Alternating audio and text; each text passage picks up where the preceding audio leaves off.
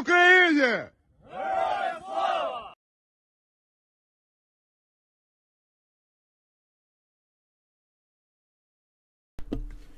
Hello everyone, my name is Paul. Welcome back to the new news. I hope that everyone's having a fantastic night. I hope that you, your family, and your friends are safe. And if not, I do hope that you find that safety and security in the very near future. There's a ton of stuff happening throughout the world, a ton of stuff happening inside of Ukraine, though it is a little bit more quiet today than what we had expected it to be. So that is kind of usually a good thing. But nonetheless, there's plenty of news coming out around the globe. And unfortunately, a lot of the stuff that makes the news is not good stuff. A lot of this has to deal with a bunch of things such as war, conflict, terrorism, natural disasters, ongoing crises throughout the world. Luckily, here at the New News, you're able to be, you enable us to be the news that gives back. And the way that we're able to do that is through you guys. If you check out the video description below, there are a ton of different organizationalists, a bunch of different organizations in that list. A bunch of them are all, they are all vetted by us, and all of them are 70% or more of the donations that they receive go directly to their programs, with 30% or less going to things like salaries, administration's costs, the stuff that makes organizations controversial. So a bunch of stuff obviously happening with that. So please, they've already received a lot of support from you guys. It's been pretty amazing to watch, and I hope to continue to see that. And if you can't give a lot to these organizations, give a little. If you can't give anything at all, that's okay too. Help us grow. Help us go ahead and help us grow this channel by giving us a like, giving us that subscribe. It really does help us. Sharing it amongst your friends and communities and stuff. The more people that come here and watch this channel, the more people that get informed about what's happening on the news, the more we can do. The more we can do to help people affected by the very crises we talk about every single night here. So we hope to do pretty big things here in 2023, and we hope to continue to that. You guys will continue to grow with us. And so with that, before we jump into the news here, feel free, if you were joining us live tonight, to please ask questions. We already have one question in from Bookham40 who asks, "What is my time zone?" I specifically am in Eastern Standard Time, so that is why I always list Eastern Standard Time first.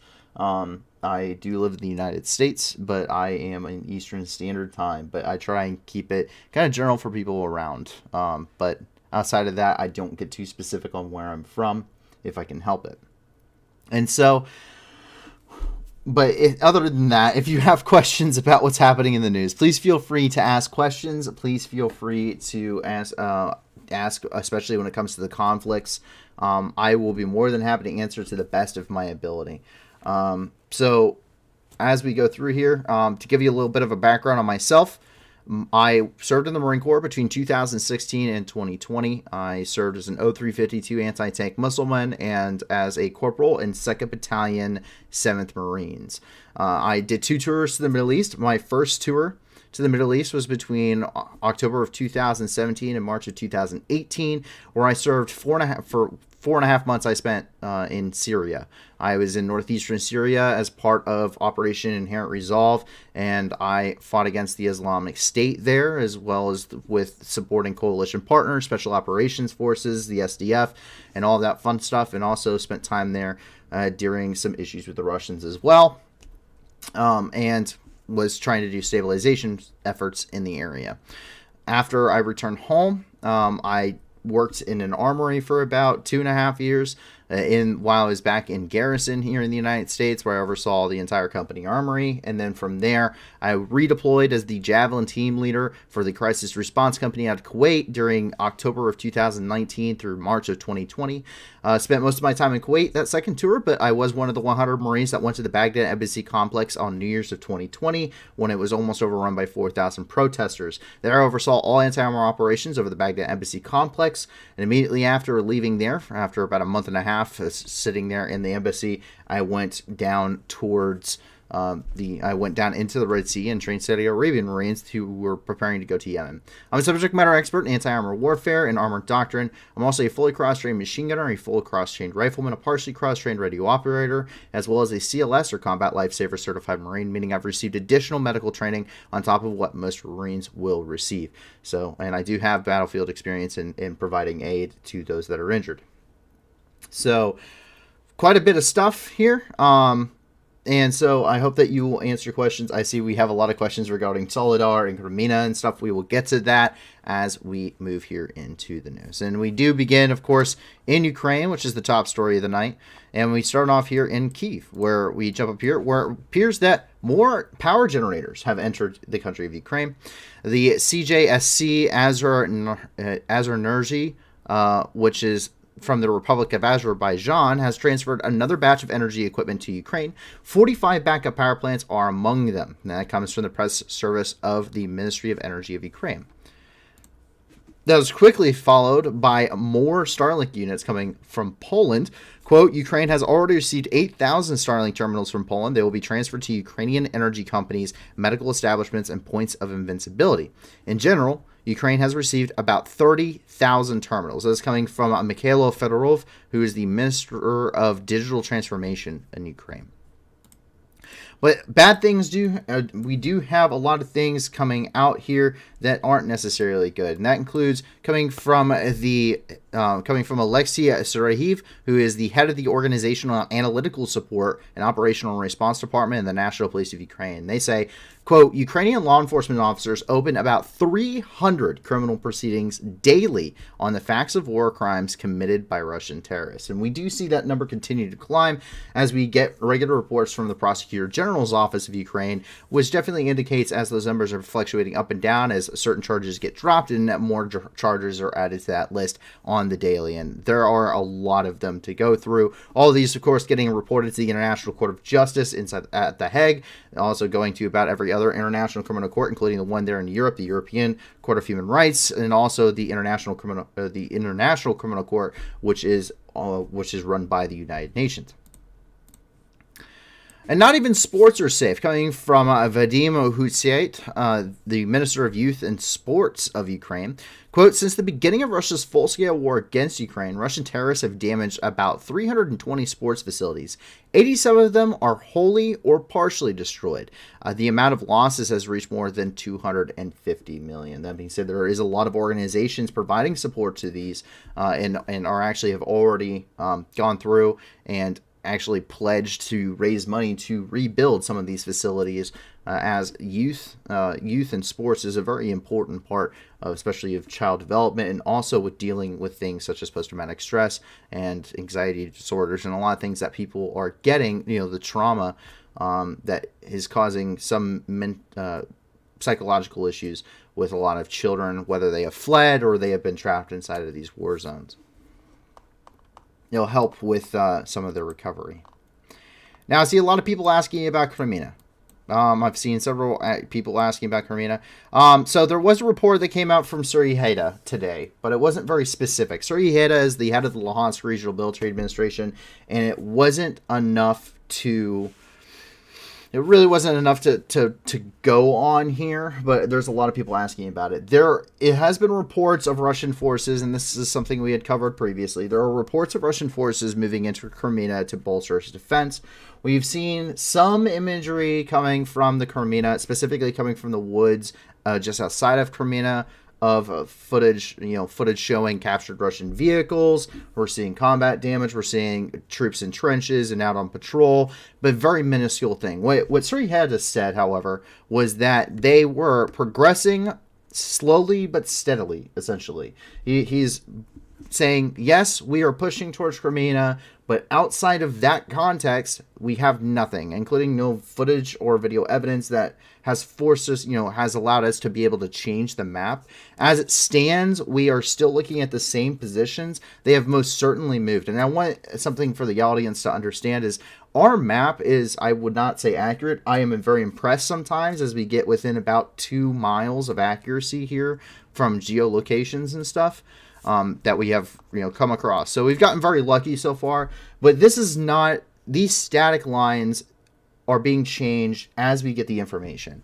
Sometimes usually information is actually out of date by the time anyone gets it for operational security reasons. And that's very important to understand too. And we're not trying to put anyone in immediate danger here as we're doing this, something that isn't already fairly widely known. So, these aren't being updated unless we have evidence, but these also are constantly changing. Battlefield is a very fluid and very constantly shifting thing. So this is these lines on maps. Nobody has the full picture. I want to make that clear too. But the lines on the maps should be much more akin to a guitar string when it has been strummed, more so than it is any kind of actual static line.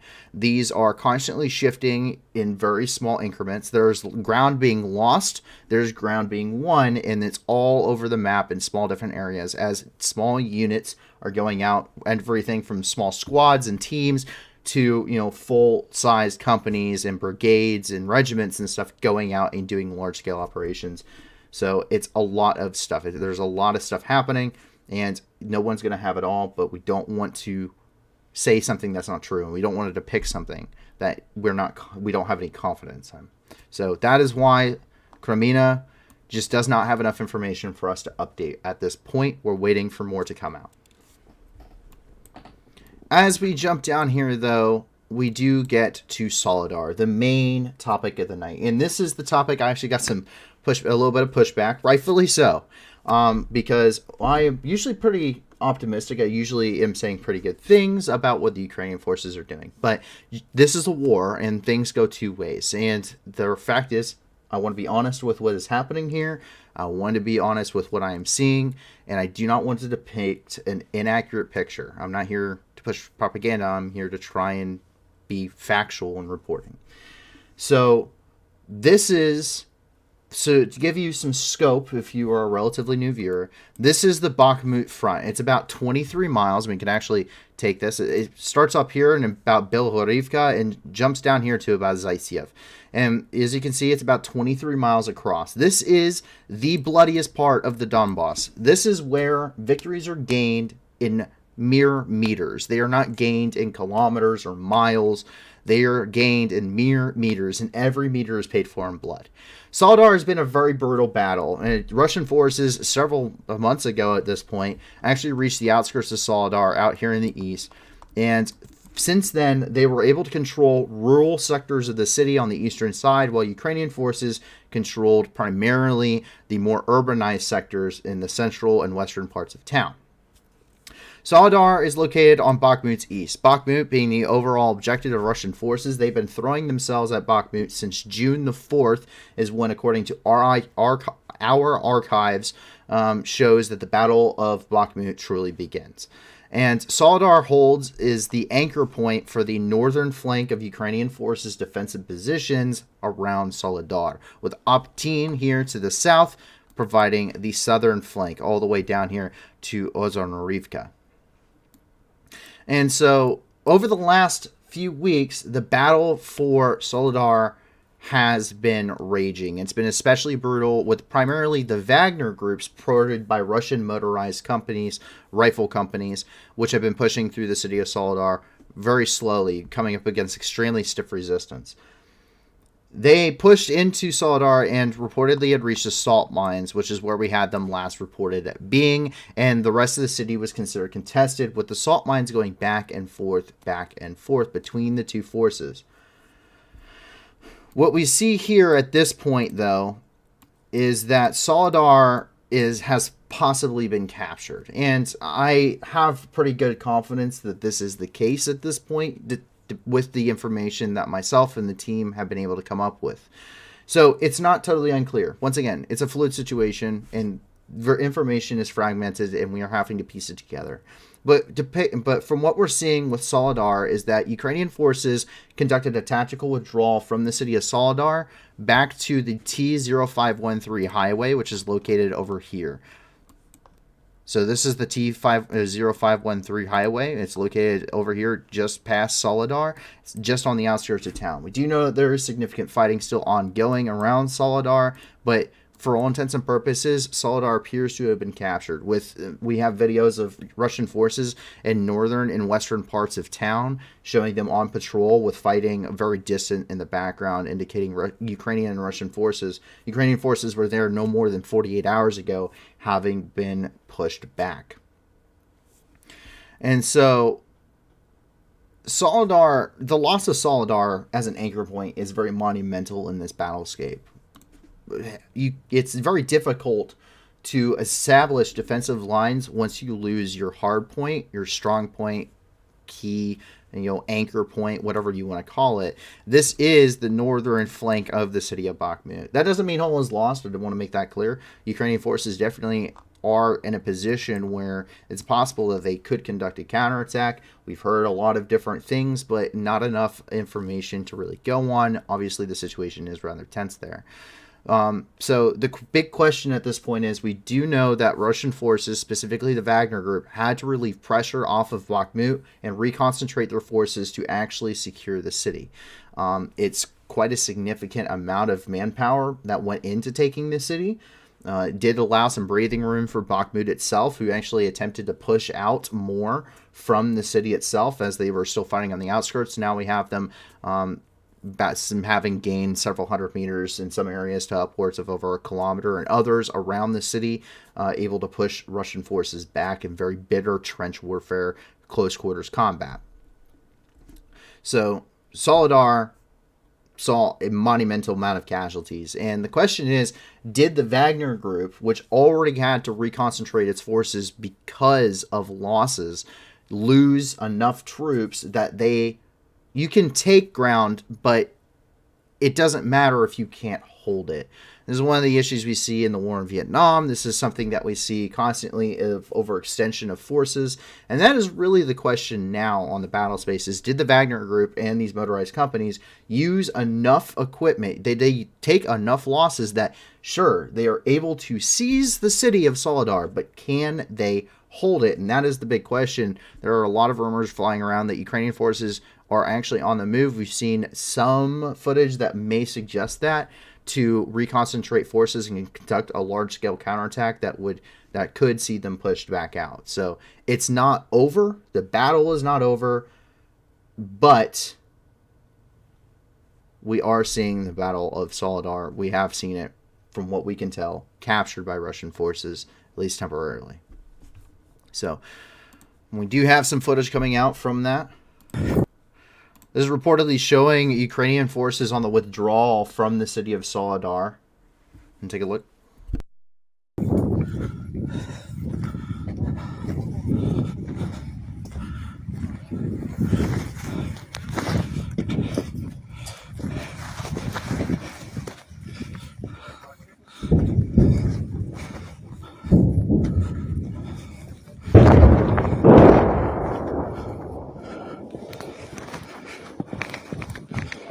Пашет нахуй. Ёб твою мать. Не по-детски. Суки. Сейчас перебежка мне надо будет хуярить.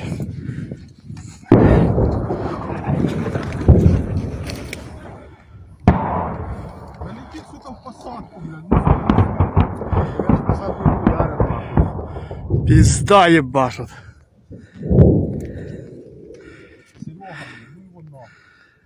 Ой, кровь, блядь.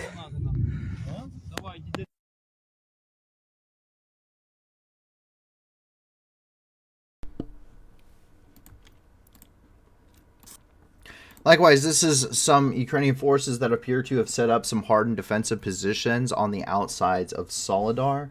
This may have been done in preparation for a possibility of them losing these positions. We have heard that during the Battle of SOLEDAR, Ukrainian engineers were actually on some of the high ground that we've seen overlooking the city. That has allowed them to take up defensive positions, build hardened defenses along the ridge lines overlooking the city of SOLEDAR, giving them clear fields of fire and allowing them to engage targets around here. So it is possible that we're seeing some of these hardened positions actually coming into play here. They do say a Bakhmut SOLEDAR area, but we do have a lot of indicators pointing to this being around SOLEDAR, as we've seen a lot of these positions around these locations. So улыбнися, поздоровайся. Что там тебя видно? Есть. Их нихуя не видно. Понял, рука напряжена, нахуй. І рука біжить. Встречаем гандонів, блядь, в такому то.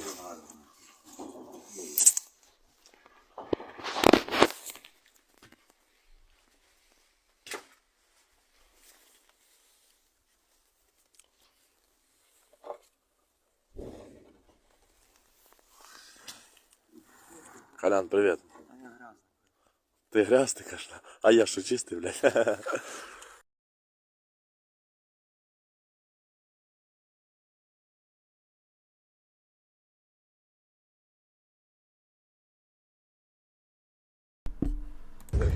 These are Wagner Group mercenaries. You can actually see these guys, once again, wearing Ukrainian uniforms, which is a war crime, by the way. So this is on the northern, this is along the northwestern parts of the city of SOLEDAR, where obviously you can tell that they are in pretty good control of the city.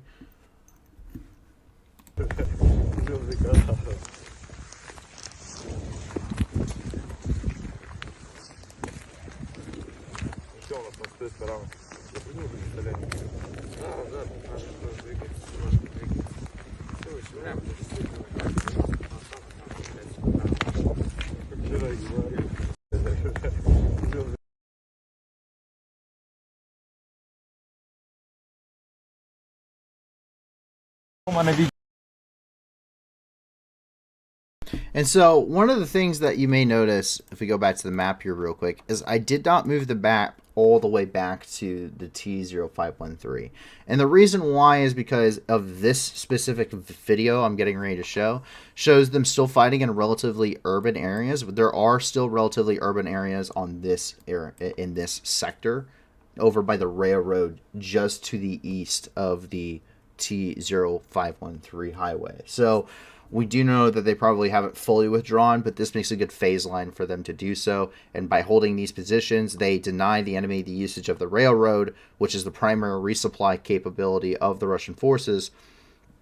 But you also prevent them from immediately overrunning your main MSR, which is used for resupply of troops in this area as well. Відео є. Ну що, шановні, хто там розказував про 100 тисяч зарплатку? Не бажаєте? Ми тут всі готові змінитися, помінятися з вами місцями. Там потім до цього відео я ще прикладу фоточку 10-хвилинного перебування в районі виконання. Це 100 тисяч прилітають нам на карточку з такими звуками обично. До зустрічі де-небудь в Генделях, коли ви будете розказувати, як ви добросовісно захищали неньку Україну.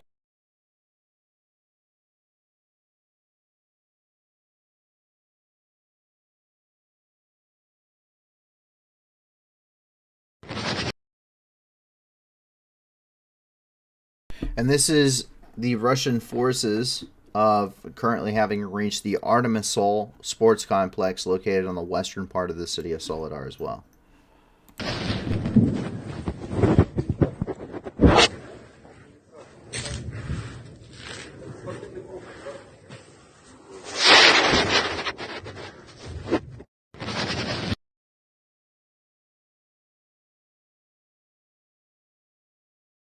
And if you would like the geolocation as to exactly where that's at,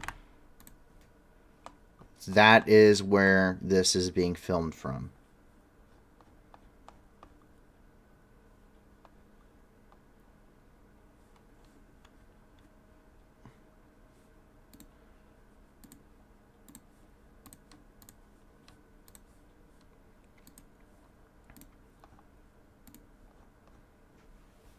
So, right now, the evidence continues to point that Russian forces have so far secured the city of Soledar, of course at an extremely heavy cost. But that does not mean that the battle is over. And we do actually get that over here as we move right over to where we suspect the Ukrainian front line has shifted to. The battle continues despite the withdrawal of troops. This is coming from Robert Magyar, the commander of a tactical air reconnaissance group called the Birds of Magyar. reports on today's situation around SOLEDAR, showing that his team is still operating in the town. Severe battle goes on, he said on video. We saw all Russian movements. We have positive news about retreating large units of Russians from the suburbs of SOLEDAR, where intense rifle and artillery duels currently go on. This is from his update today.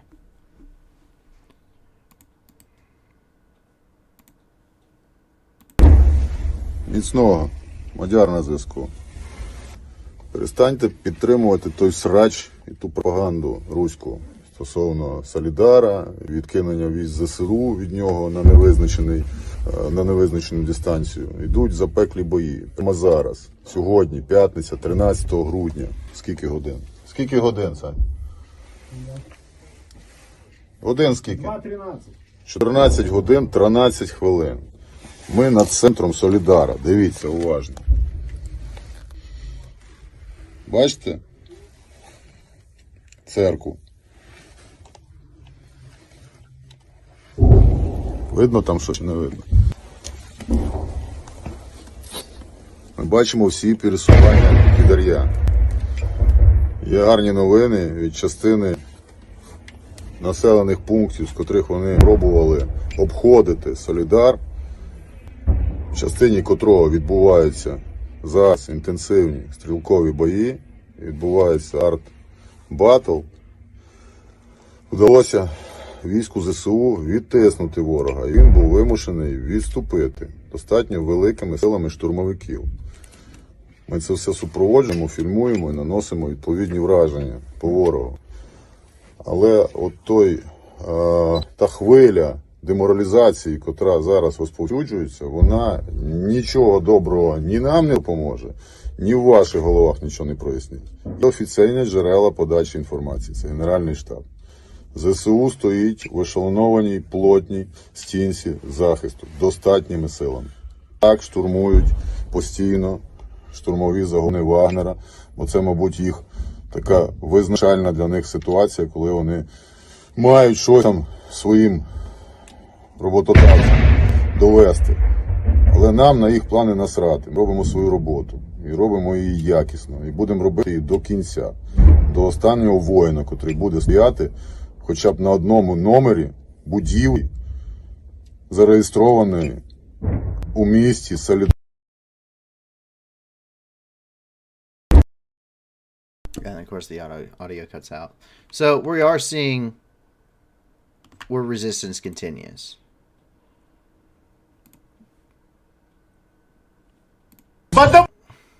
We can see that they're working on some of these drones as well. Boom, jagga, jagga!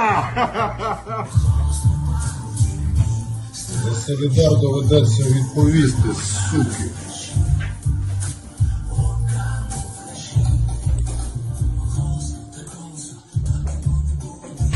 Оце все полетить на ваші хворі бошки, підари.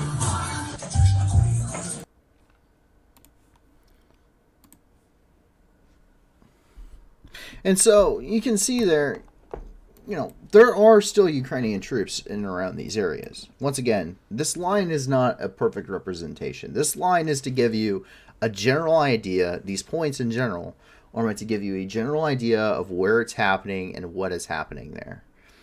Like I said, the battle is not over. SOLEDAR appears at this moment to be having been captured by Russian forces. This is appearing to be what the facts are. And that is because we're not going to try and mislead anybody.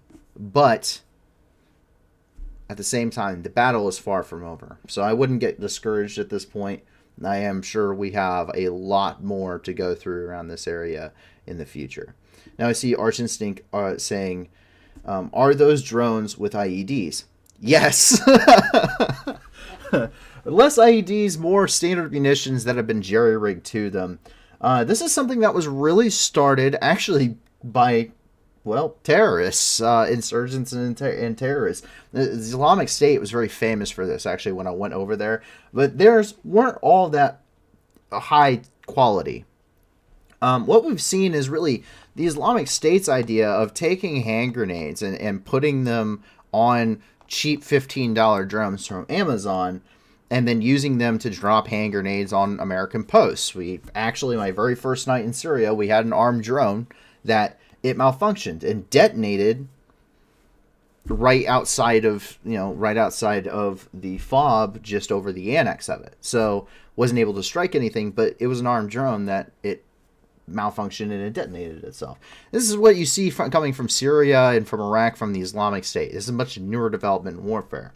Ukraine has taken that idea, seeing that it is somewhat actually kind of effective, and has taken that idea and they've industrialized it and they've improved upon it. And it's something that other countries, the United States, Australia, and many other countries, were already doing a lot of research and development for.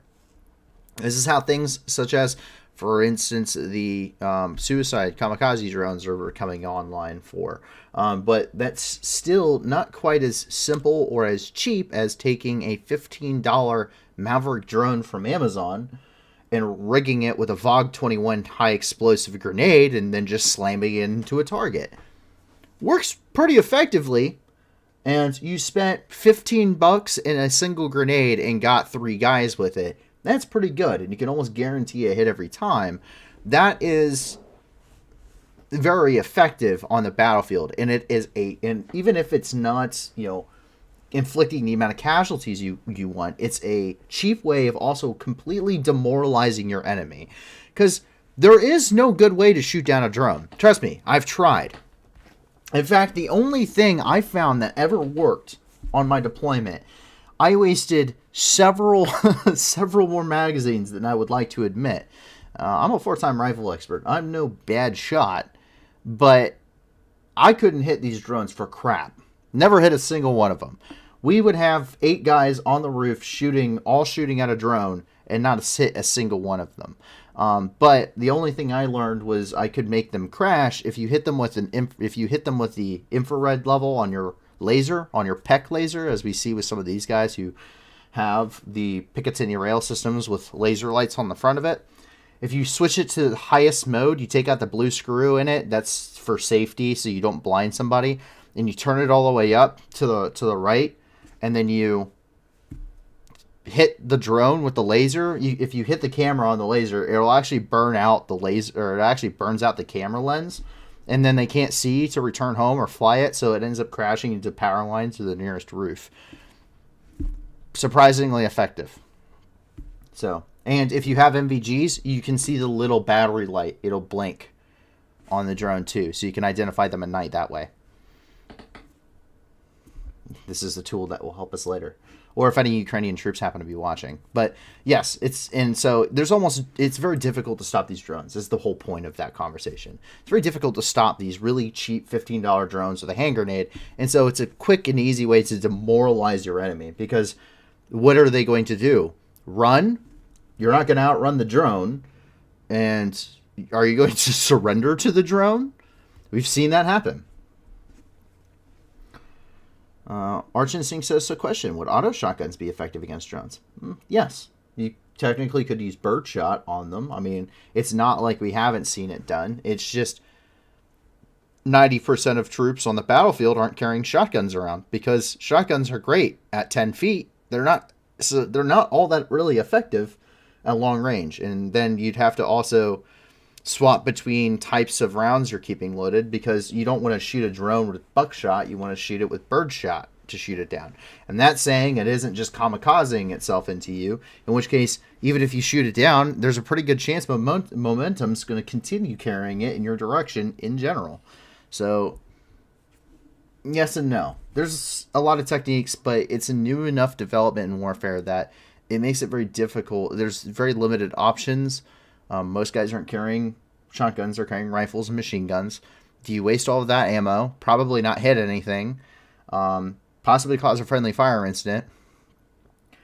Or do you run? Do you surrender to it? Once again, we've seen that. Or, do you find a shotgun and try and shoot it down? Do you have the rounds to do that? It's too new of a development and so not a lot of battlefield solutions for it yet, unfortunately. Just not enough for it. Coming down here, the battle for Bakhmut continues. So, once again, every single meter is being paid for very dearly, but Ukrainian forces are pushing Russian troops away from the city of Bakhmut slowly but surely. We do see intense combat, so continue to round this, as it would appear that Ukrainian forces around Bakhmut or around SOLEDAR are still keeping the Wagner group occupied enough that they are not exploiting it. We do also know that there are Ukrainian forces in areas such as Krasnohora, which we've seen some footage coming out of, very limited, mostly POWs being returned into friendly lines. But around Bakhmut, we do see some fighting taking place. Reportedly, some of this may be a little bit more archival, but we are seeing quite extensive fighting.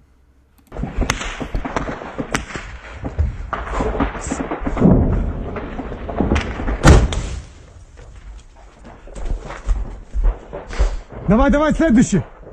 У нас остались только... Вас! Да, давай. Только разошли остались. Давай. Ладно, держать. Давай все, что есть.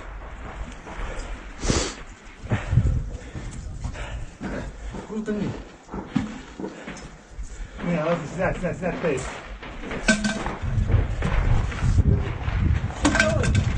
Кто может помочь, ребята? Кто? Они там делают. Давай. Что с левого фланга? Спусти этого бурзы, как мне дела? Млада будет с левого фланга. Плюс. А фланг видишь кого-то или просто... Они видели там какое-то передвижение, и по них тоже открывали огонь.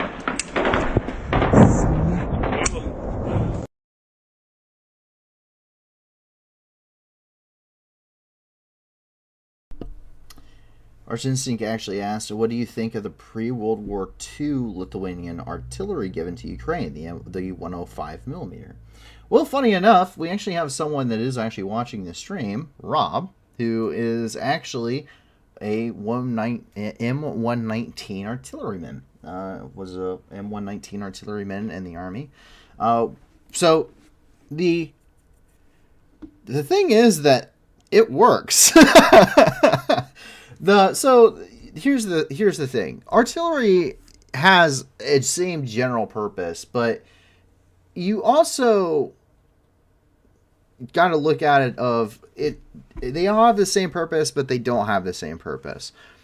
The M777 and the Paladin, the M777 versus the Paladin, same gun, has a 155mm artillery gun. It can fire the same rounds, uses the same shells, very different jobs. The towed artillery is more or less meant for moving into a battery position and providing support by fire and suppression and hitting targets at very long range with indirect fire, sometimes with rocket-assisted and precision-guided munitions, aka the Excalibur. The Paladin is meant for keeping up with armored forces, armored and motorized forces, because towed artillery, it by nature is relatively slow and requires to be moved on relatively improved roadways. So that way they're not just being dragged through the mud.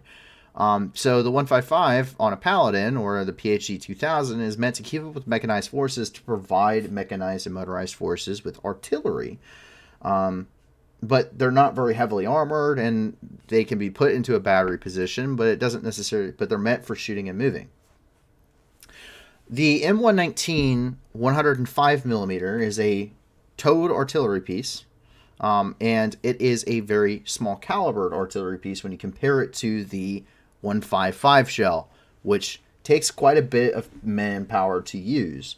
The 105 can cut the crew down quite significantly, and talking to Rob quite extensively, the 105 rounds, you could almost, if you had to, operate the 105 with a single person. It would suck to be that guy, but you almost could. And we've seen footage of them using the 119s, and they're literally the guys, throwing a round in, waiting for the call, firing, literally flicking the round out, throwing another round in.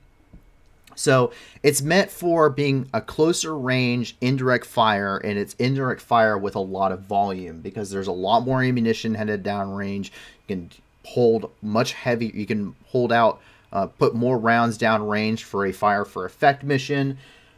They're quick, they're easy, and if you have a battery of them, that's a lot of hate and discontent going down range, and it's closer to the battlefield, so it's closer to actually coordinate, and it has a smaller margin of error as well, being a smaller round and being closer to forces. You see the 105s being used very effectively in other times. In fact, you see the 105 being used effectively actually at the Battle of the Iodine Valley with close gunfire support well within just tens of meters of the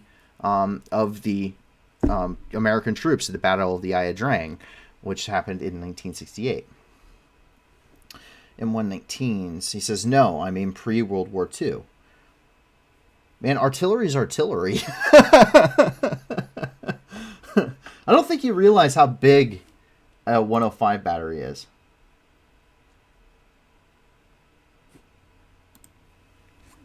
Well, let's see.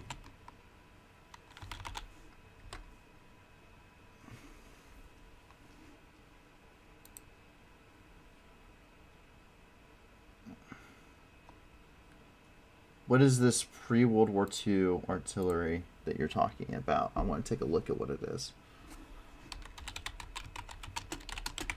Ukraine artillery.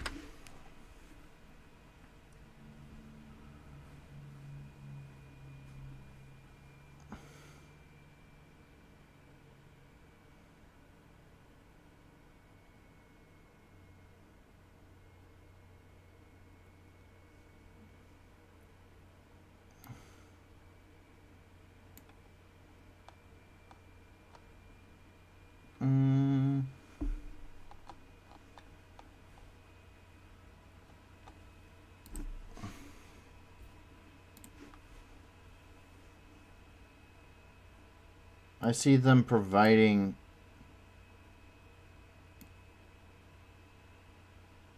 M101s.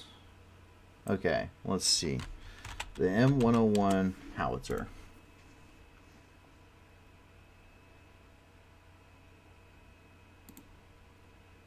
Oh, yeah.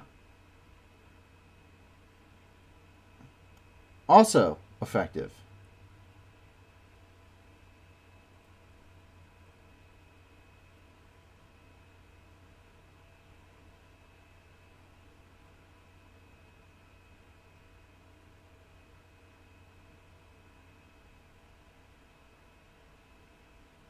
Okay, I know what we're talking about now. Fantastic.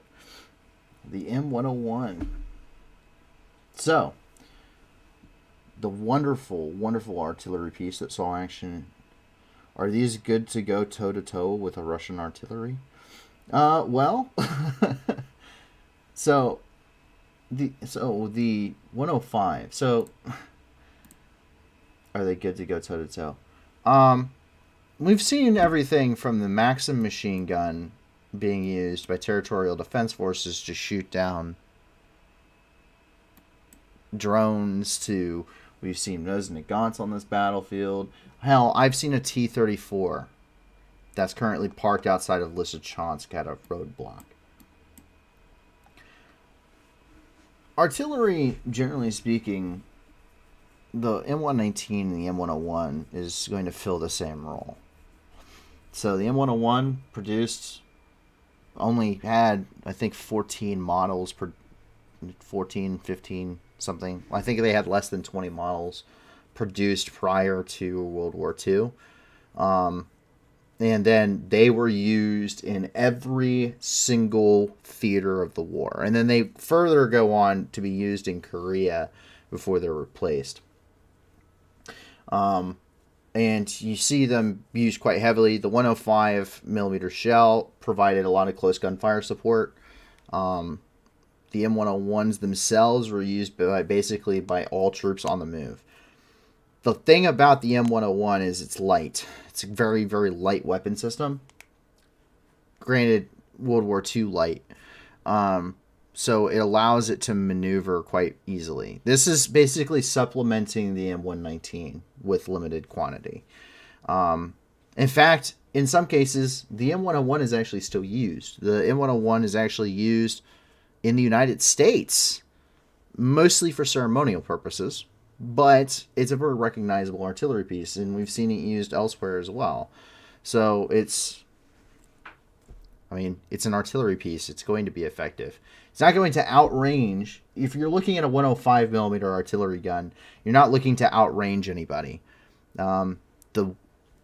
The D30, 152 millimeter, the Mista S, the Mista B, the 2S1, the 2S3, those are all going to outrange, because they're all 152 millimeter Soviet artillery guns. They're all going to outrange 105s. But your purpose with the 105 isn't to outrange anybody. It's to put a lot of hate and discontent downrange. So, do I think they'll be effective? Yeah, I do. I don't know nearly as much about the M101s. I apologize for that. I didn't quite understand the question. Because I'm tracking, and we've seen videos of the M119 in action. But yes, which is also a relatively old piece. But yes, I think that they will be.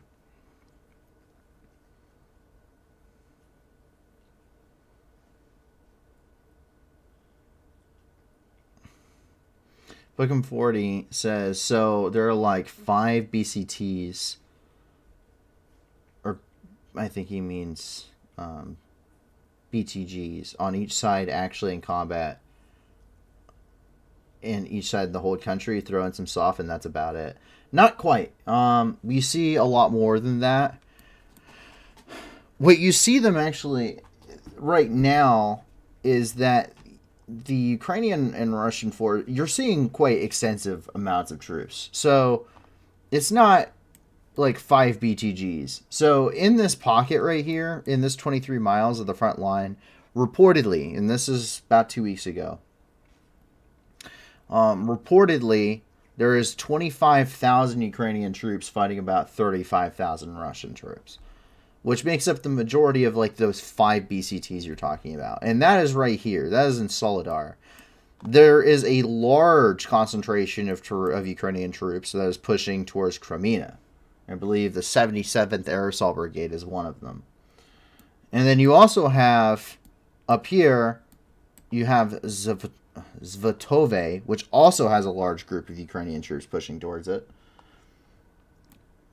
And that doesn't include, you have a large contingent here in Marinka, you have large contingents here in Avdiivka, which is literally holding back the Russian horde and isn't nearly as much talked about. Because they're letting, these two locations are the ones putting pressure on the city of Donetsk itself. You have a good amount of troops over by Huliopol over here, which are mostly comprised of the Azov regiments. Of course, you have considerable numbers of troops that are posted here along the Kherson perimeter. But you do also have quite a few numbers. These troops are being rotated out and mostly being pushed over here for training, rest, refit, and here they're protecting also the northern border.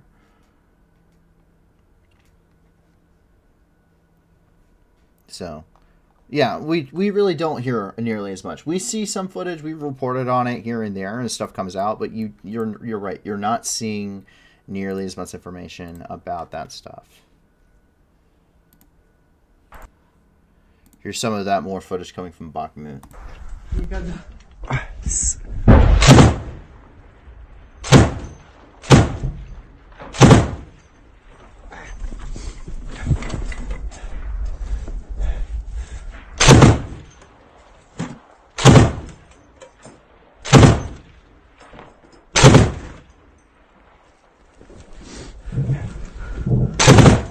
No!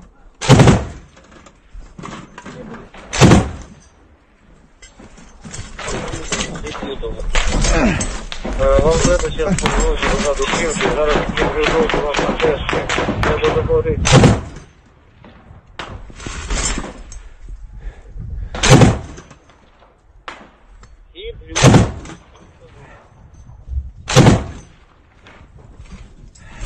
Бандер до тебе підійшов вже? Давайте видвигайтесь назад.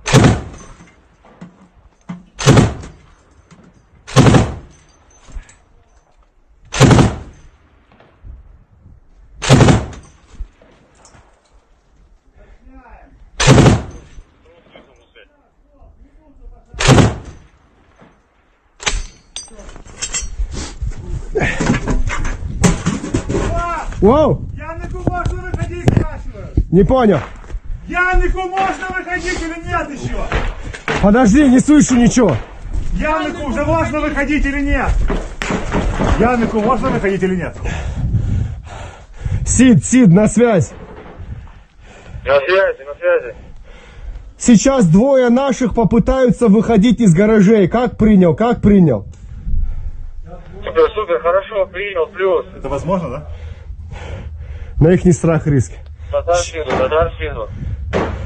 На свой страх риск. Мы будем прикрывать. Заряжай ленту, заряжай. Вы почули на всякий выпадок. Будем прикрывать сейчас. Два человека. Плюс. Смайл сиду.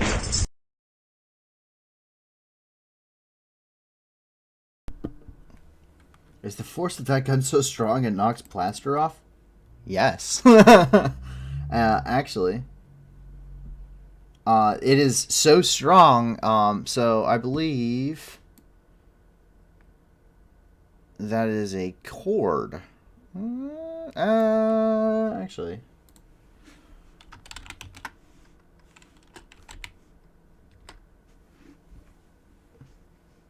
Yes, I believe that is actually a cord. So that is essentially, the cord is essentially a 50 cal. Now, whoever thought the idea of putting a 50 cal on bipods was an asshole to any. He really. You don't put machine gun. You don't put that big of a machine gun on a bipod. It's not very stable for shooting. You can see it's literally pushing him back.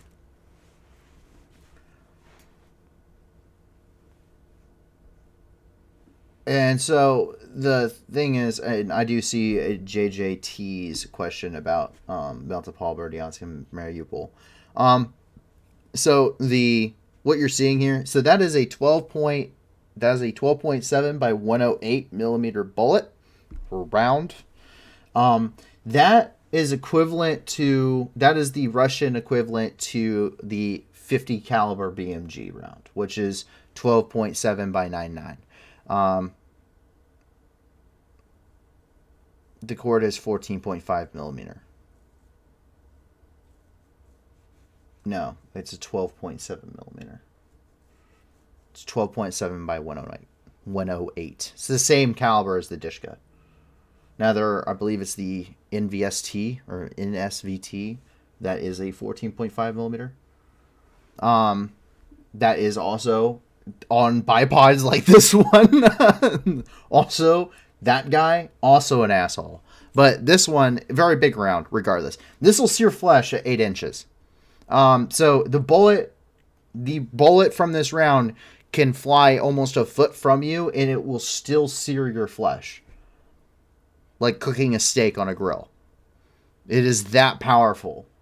It is very impressive to watch. I've gotten to fire the 50 cal. And I've gotten to fire the Dishka.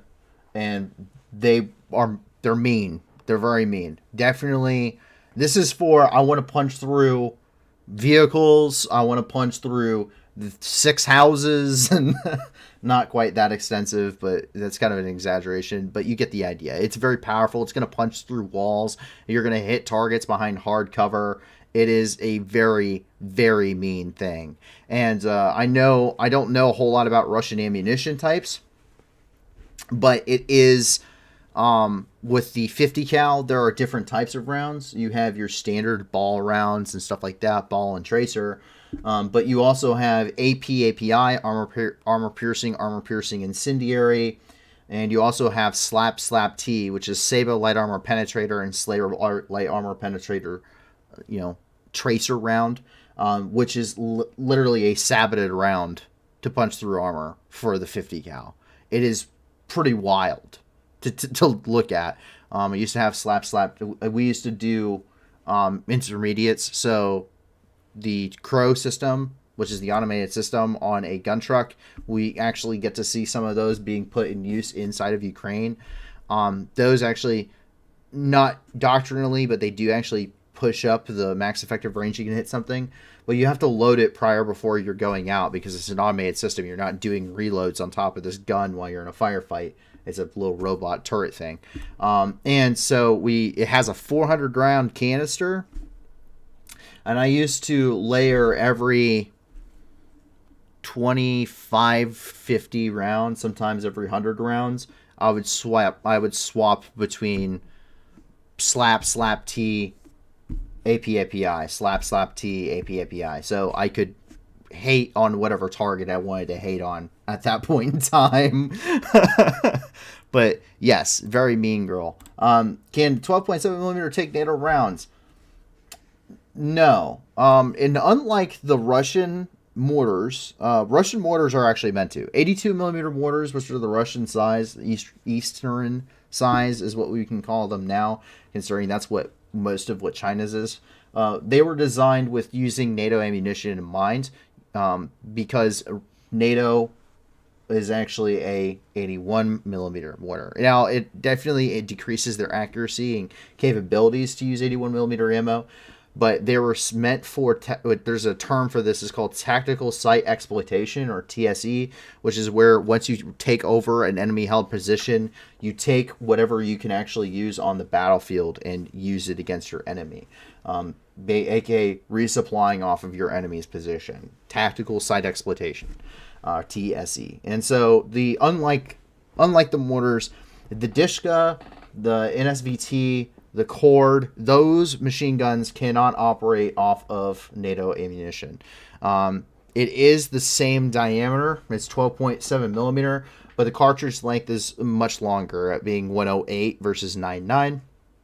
So while it's a very similar round, that's because Russian manufacturing techniques are limited in their capability of precision, which is why the 108 round, or the 12.7 by 108, is required in order. It has to be a longer cartridge with more powder in order to get the same velocity of the 50 cal BMG, which is the same reason that the T90 has a 125mm gun, because they could not reach the same high velocity from their rounds as NATO rounds could at a 120mm gun.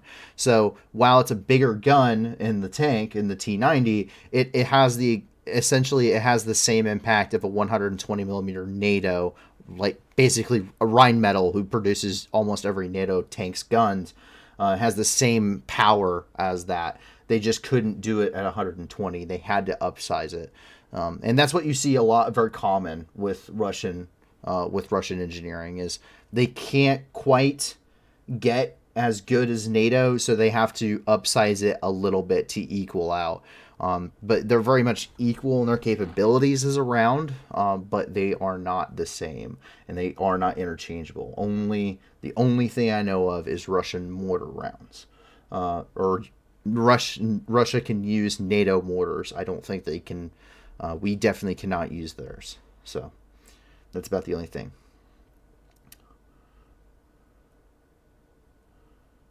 By the way, All Quiet on the Western Front 2022 was excellent. Really communicated the horror of trench warfare in World War I well. Thank you for that update. For those that don't know, I am very interested. I am tempted to get Netflix again to watch the new release. I'm a big fan, and I have read multiple times All Quiet on the Western Front, which is one of probably the greatest books about World War I you can ever read. Very fantastic, very well written. It's written by a German World War I veteran's perspective, in a fictional story. So very well done. I highly recommend watching the 1970s version too. Fair, for your next one, I recommend watching Combat Obscura.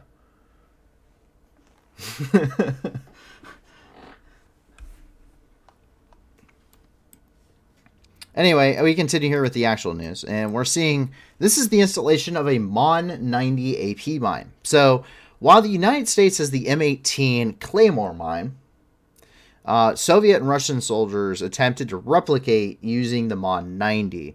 It's much larger in size, but we can see Ukrainian troops installing and then actually installing them in training and then actually installing them in real life. And as a heads up there, Fair, I hope you're not queasy at that stuff. But Combat Obscura, for those that don't know, Combat Obscura, if anyone is watching this and planning on watching it, is the 1st Battalion, 6th Marines during their deployment to Afghanistan. 1-6 is known, their kind of their motto is 1-6 hard. They got extremely difficult missions throughout their careers. 1-6, especially in Afghanistan, has taken them quite a beating. They've done multiple rotations there. That are from the 2nd Marine Division. It's a very unfiltered look. It's actual footage of the combat in Afghanistan during the Afghan War, and they are also a it's done by it's actual footage. It's made by Marine Corps combat cameramen. But it's very much it's real. I mean, it doesn't get, I don't think, any better. But it shows you the not so great things about it. Гарні були. Але ото що тільки там сварки.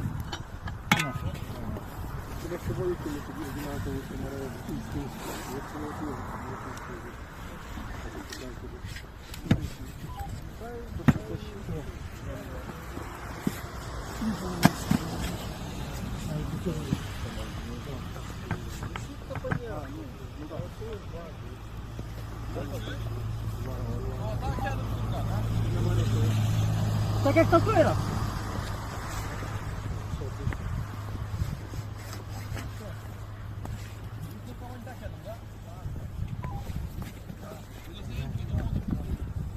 Я лучше, якщо що, то перепитай.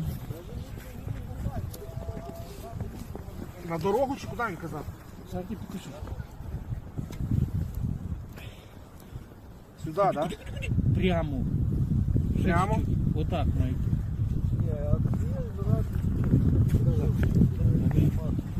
Так, ти зараз навчишся виставляти. Так. Оцей мушка йде під автомат. Ні, то я розумію, а куди на що це?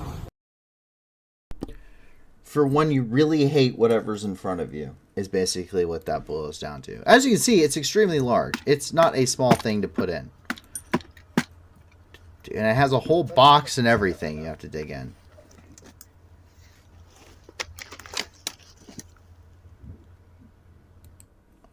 Now, I can assume, considering these two videos are about the same, I can assume that these things are not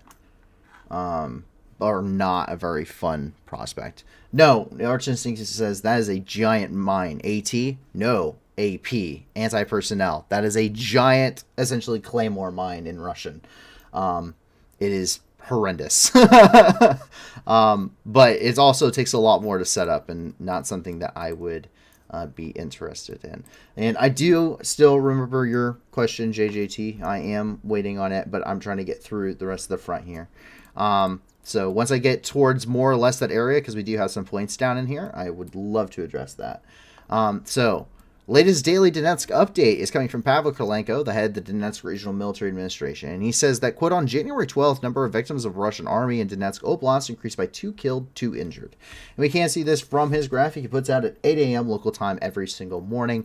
And so far, inside of Ukraine, inside of the Donetsk region specifically, 1,299 Ukrainian civilians have been killed, with 2,842 having been injured.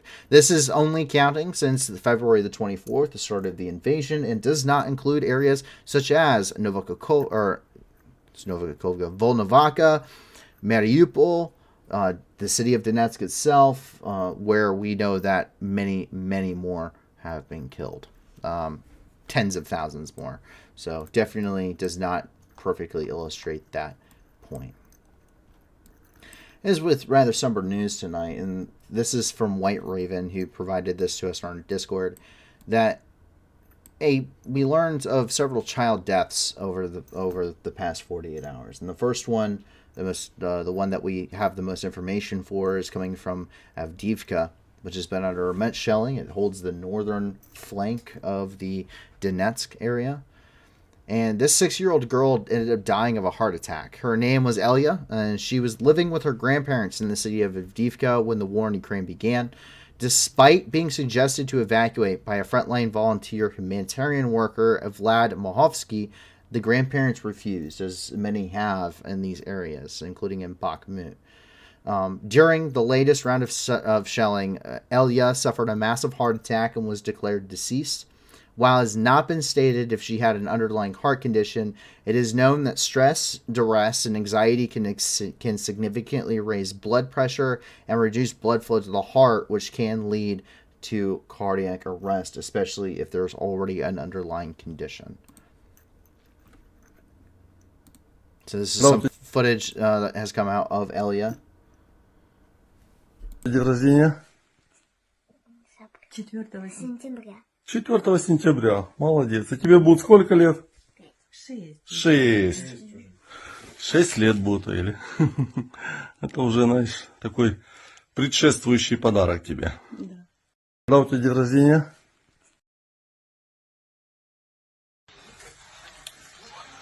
Вот так сегодня живу, да? Эля, тебе не страшно?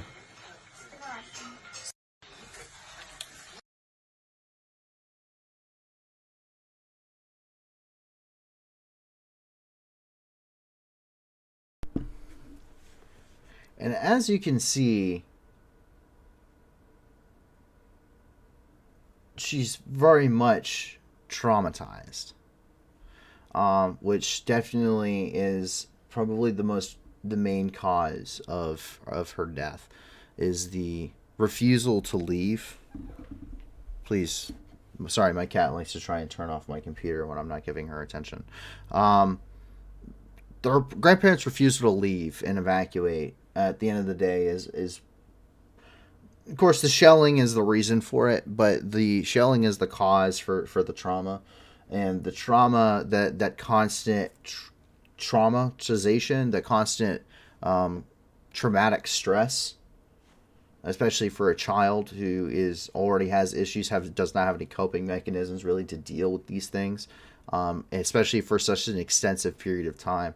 And so it's been shelled for 11 months straight, essentially. And that obviously has led to the development of that continual high-intensity stress, does and can lead and is a leading reason for massive heart attacks and cardiac arrest. And that goes for anybody, but especially this long. I don't know how anyone does it. I've been under intense shelling before. The Baghdad Embassy complex, we were shelled almost nightly. After the protests had ended, the Katiba's bullet attempted to shell us nightly with Katyusha rockets and mortar rounds, some of them getting very, very close. But that definitely had an impact on me for a very short period of time, a month and a half. I cannot imagine going through that 10 times as long, continuously, every day, multiple times a day. That is unfathomable for me as someone who, to an extent, had to go through it, let alone for a child who is not prepared for that, who is not ready for that, and who did not need to go through that. So, thank you for White Raven, by the way, who is on our Discord. We actually submitted this. He actually sent that on the Discord, on our community one. And we get stories from you guys that we may not catch, or gives us a heads up, so we can do more stress like we did with this one, or more information like we did for this one. So thank you very much, White Raven, for that and bringing that to our attention, because that's a pretty big point.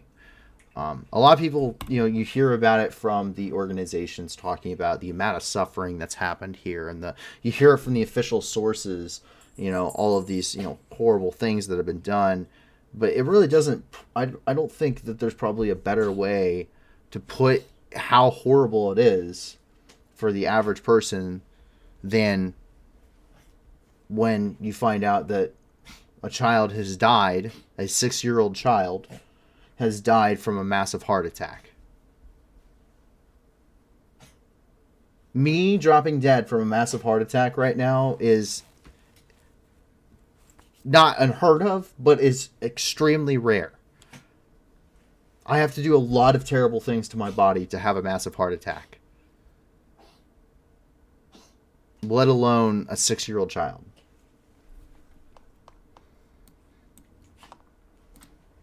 Kharkov, over here in the Donetsk Oblast, was once again shelled. Reports of the shelling of Kharkov have been ongoing for several weeks. Russian forces have been striking at this location significantly, causing serious damage to civilian infrastructure, mostly residential areas. This latest strike, it was confirmed that one person was injured, according to Pavel Krylenko. We saw some of the footage coming out, some of the earlier footage coming out here. You can see, obviously, that smoke plume rising immediately after the strike. And then from Pavel Krylenko, we can see where some of those strikes impacted. You see, obviously, some of the damage here. You see the blast crater. This car is just absolutely peppered with shrapnel.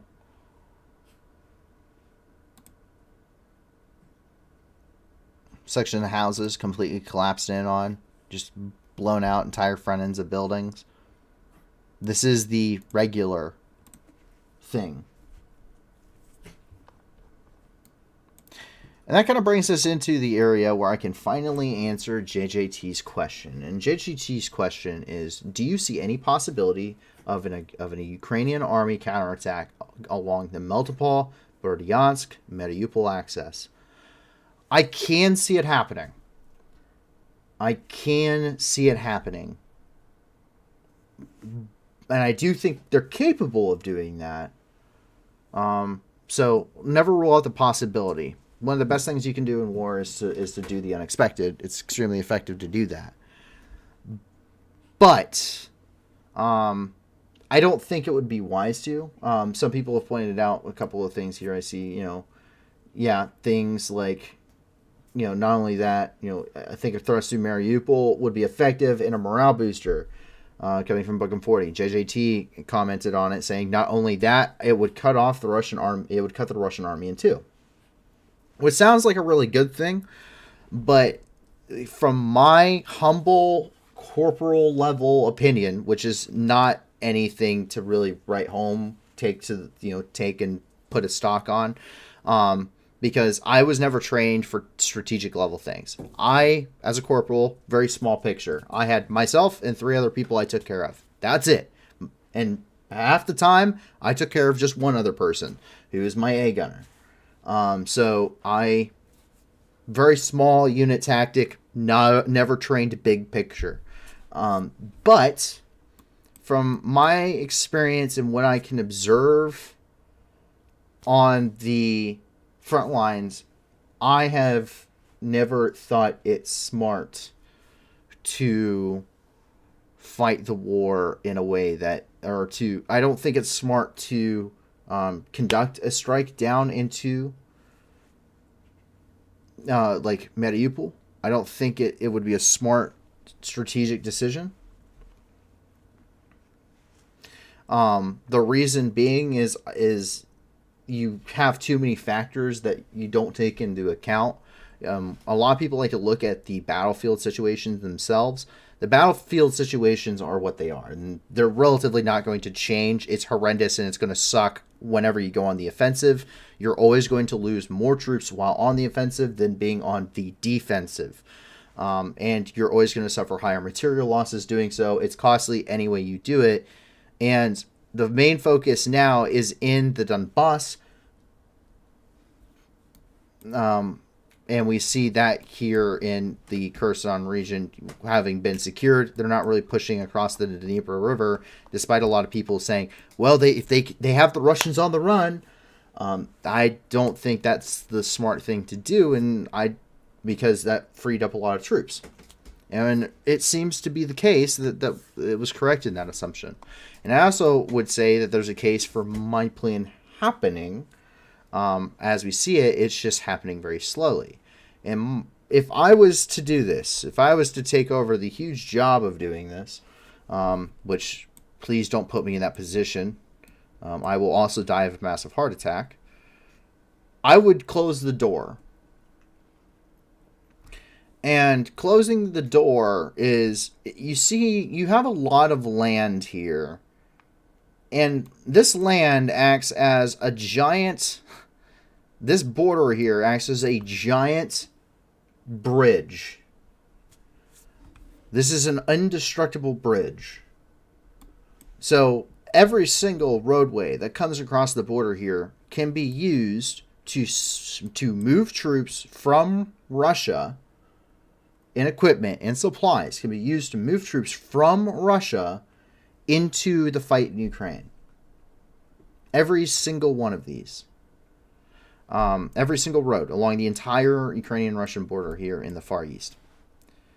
If you start north and you roll through the border here, what you're doing is you're rolling the Russian flank, but you're also continually cutting off that land border, which means there's a smaller and smaller area that they can move troops and supplies from until eventually, as you close the door, you get to Luhansk, you get through Donetsk, eventually you get down here, and look, you have the Sea of Azov.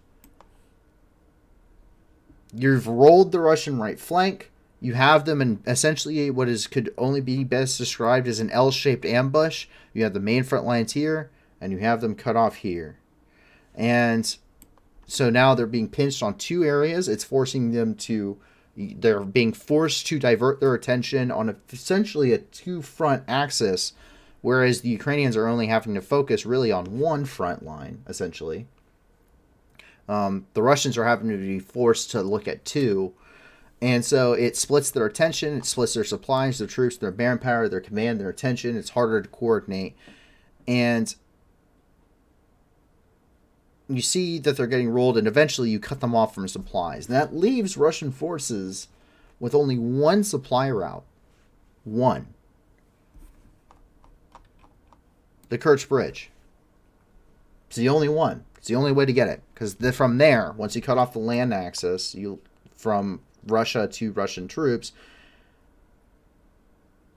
they would have to push through here, move it up the Kerch Bridge, which at this point is a very easy target. And now that takes very long for supply lines to get there. You have overextended supply lines. They're well within range. They have to travel well within range just to get to Mariupol, Melitopol, Berdyansk, and Hadar. They have to travel well within range of HIMARS systems. So it's easy to target them, easy to cut them off, and eventually the whole Russian army just essentially collapses.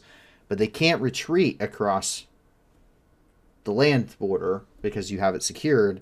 They have to retreat through Crimea, which is going to bog them down. And if you get pushed to the border of Crimea and then destroy the Kerch Bridge, trap the entire Russian army essentially inside of Crimea, you've completely and utterly destroyed the entire Russian military, essentially, at that point.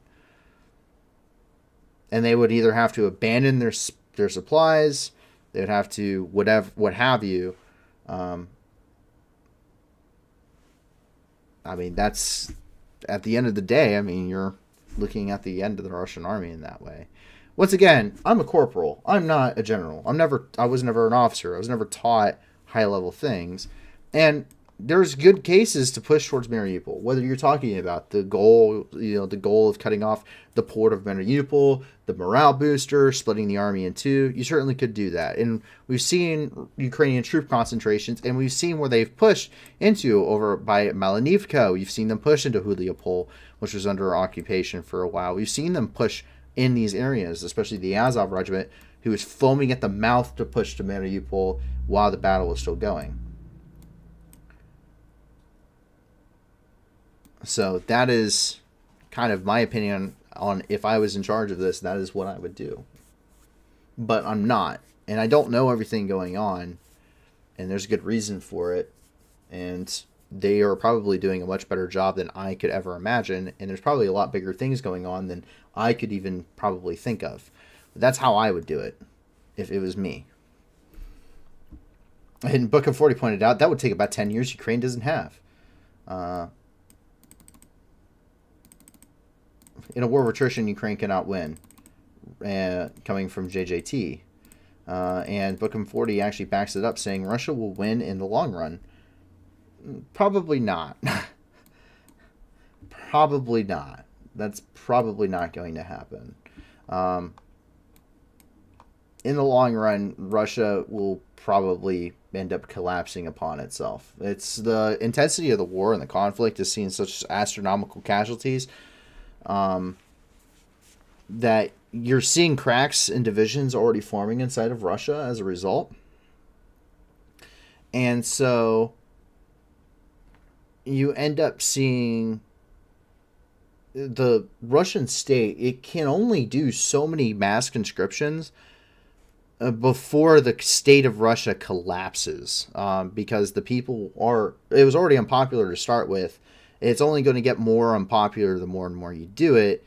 And the more and more you do it means you're taking heavier and heavier casualties, meaning that you're unable to resupply your troops quickly enough, because we already saw what the first mobilization was like, and they were getting rusted out AKs that didn't even work. So their stockpiles are quickly getting depleted, which they have no way of manufacturing, and they are industrial. Anybody that is of age to industrialize in that sector is not going to. And if you look at Russian culture, what does the woman do? Stays the hell at home. Very traditional ideals out of Russia. In fact, they push a lot of traditional ideas in the law to do so. So definitely not probably going to see the big U.S. economy shift there for Russia. And it's cut off from most of its supplies anyway. So its industrial capacity already can't keep up. Their logistical capacity couldn't do the first one of mobilized troops, let alone a second one or a third one or a fourth one. So eventually the state of Russia collapses. And Ukraine can hold out for 2, 3, 4 mobilizations because of the high-intensity casualty rates that we're seeing from 23 miles of the front line here. It's an insane number of casualties. An insane number of casualties. So, in the long term, the other thing is that logistics and economies win wars. Battles can be won with the ammunition you take in initially, but you're not going to hold the ground if you're out of ammunition. And you're not going to repel the counterattack, which you'll lose ground. So Russia doesn't have the industrial capacity to continue fighting the war. They don't have the economy to continue fighting the war because they don't have an economy left. They're selling what oil they are selling. They're selling in upwards of over 50% less than market value, just in order to make something from them. So that's kind of what you're seeing with why I don't think Russia has any feasibility to win the war. They just don't have the capability. They're facing Ukraine militarily, which Ukraine doesn't have to be the best army in the world. They just have to be better than the Russians, because in war there's two phases. You're either the winner or you're dead. There is no second place. You're either first place or you're dead. I mean, that's it. And when you see things like, well, we've seen reports today of Russian forces being sent back to the front lines while still wounded, just because they need bodies, that's not a good indicator that you're going to be winning anytime soon. It's a good indicator that you're having a manpower issue. So that is definitely why I don't think that Russia will win. Their choices are they withdraw from Ukraine and are continued to be cut off.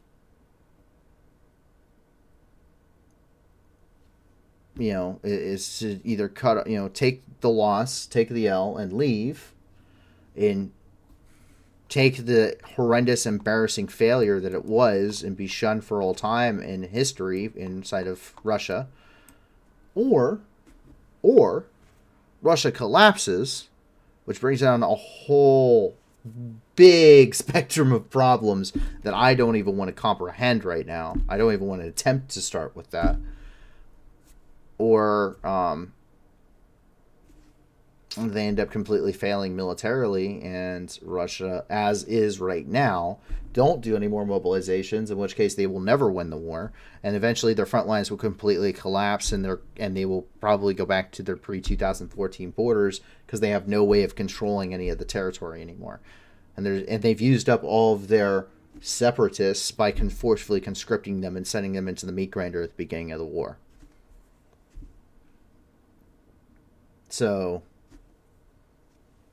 there's no real good outcome for them, because at the end of the day, it's Ukraine, which has enough people to fight this war continually for a long time, plus being supplied by, I don't know, 80% of the world's economy. You don't win against that. Germany learned that twice. Japan learned that. Every Axis power has learned that. Italy learned that. Italy got to be the victor the first time. They got to be part of that world economy the first time. So it's, generally speaking, it doesn't work out very well to fight the majority of the world's economy. Because at the end of the day, they're going to outproduce you. Move on. Where the TikTok army continues their poor cinema reputation. The Oscar for the worst performance of 2023 has already been decided. It is, once again, as it was in 2022, the Kadyrov from Chechnya. While prolific in the rear areas, Kadyrov troops have proven completely ineffective in combat. Initially, they had a complete withdrawal, giving the initial gains and successes in the Kharkiv Oblast before the major counteroffensive. They are mainly used as propaganda piece, pushing out videos on Russian social media, Russian social and on mainstream media. We saw this very heavily so inside of Mariupol, where, while mostly conscripted troops from the areas of occupied Russian territory were being forced to fight in the Battle of Mariupol and taking most of the casualties, they decided they wanted to shoot at empty houses in street lamps and run and hide when they were being actually shot at. In case you're wondering how they prepare these videos, here you go. These are Russian Kadyrovite Chechens pairing videos in Ukraine, in Ukraine supposedly, of a man being wounded in action.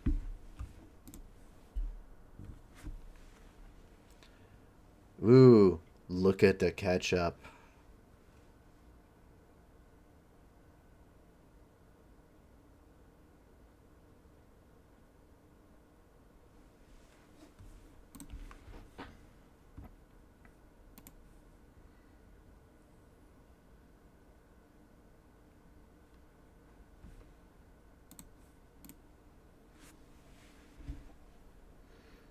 Captain Isterica says Russia always starts slowly. When poor NATO, game over. It's 80% of the world economy. Russia has been losing continual territory since March. And they're fighting what is it? Less or about 2% of the NATO annual defense budget.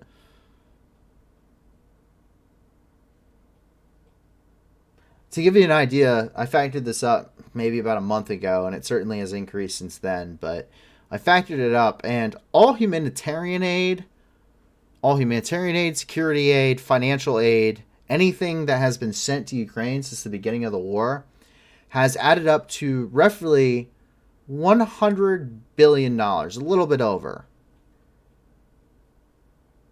which is not very much. And that's from every country in the world. What has actually been sent to Ukraine actually comes out to about just over $100 billion. That is 1/7 of the United States defense budget. That is one 45th of the U.S. budget, which is like $4.5 trillion. That doesn't include the budgets of all other allied countries.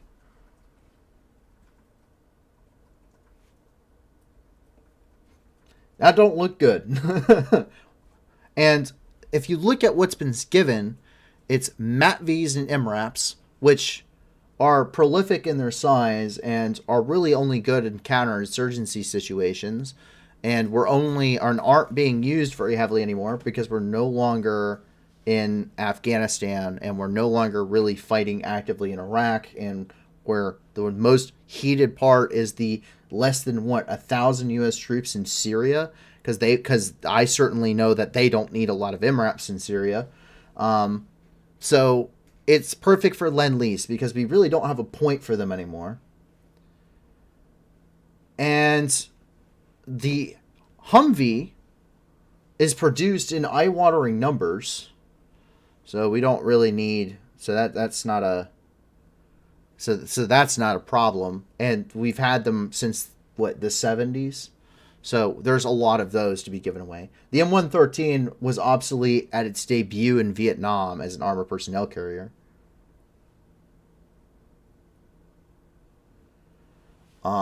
What else? I don't know. The Bradley has been in development since the 80s and is being replaced. The Stryker is in the process of being replaced. The PhD 2000 is partially replaced. The newest thing they've gotten was the Iris T, and there was already a bunch of ordered. So that's about the only thing they've gotten that can't be replaced. And everything else is Russian Soviet stockpile equipment, down to BMP-1s, which were outdated back in the 70s as a military piece of hardware. So quite bad. And I know the Russian economy is not doing so well because I used to have the ruble value tracked, and I enjoy watching it plummet continually. Also, selling your oil at $50 a barrel usually isn't a great thing too, considering the deals with India that openly reported that. That means that your economy is not really going so well. And if gas isn't leaving through Nord Stream to Europe, gas isn't being paid for. No one's buying gas that's not there. And Germany actually has a wonderful thing where we can see that most of their stuff is coming from Norway. And we actually have some news coming out of this area that means that no one needs you for rare earth metals either. So that's wonderful. We jump down here to Mariupol. The historic clock tower building was demolished in Mariupol. Despite Russia's promise to restore this historical landmark of Mariupol, it was demolished last week. It was the workshop of the famous Ukrainian-American muralist Viktor Arnatov, whose mosaics were popular in the 1930s. He fled the Bolshevik persecution and immigrated to the United States in 1925. All of his murals in Mariupol have been destroyed.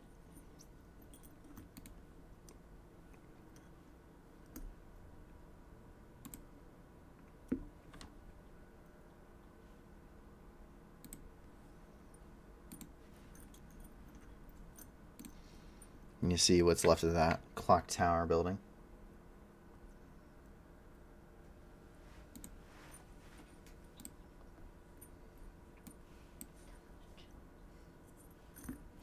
Yeah.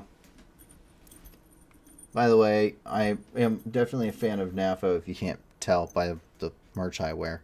But we don't need hate speech in here, so I understand calling people Vatniks and stuff, but don't do it in my chat. So chill it in my chat, por favor. Much appreciated. We can be civil here. In Berdyansk, the chairman's car randomly exploded. Occupational collaborator Alexei Kitchigan, labeled chairman of the Berdyansk districts by the occupational government, reportedly met their end at the hands of partisans. While driving in Berdyansk, their car detonated. It is unclear whether the vehicle was struck by a launched munition, rigged to explode, or if it had an IED or mine in it. There you can see the nice burning there off in the distance. But wait, there's more.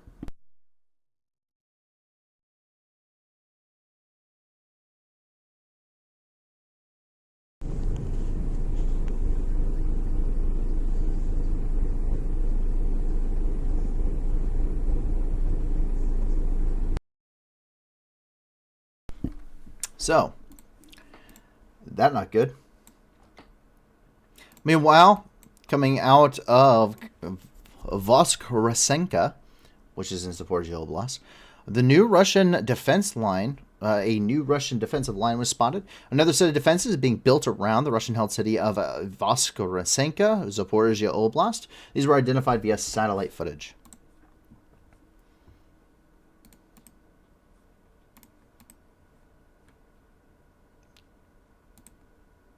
So you can see they do a wonderful job here, and they outline those trench emplacements that you can see cutting through the countryside there. When they back off, you can see those trench lines.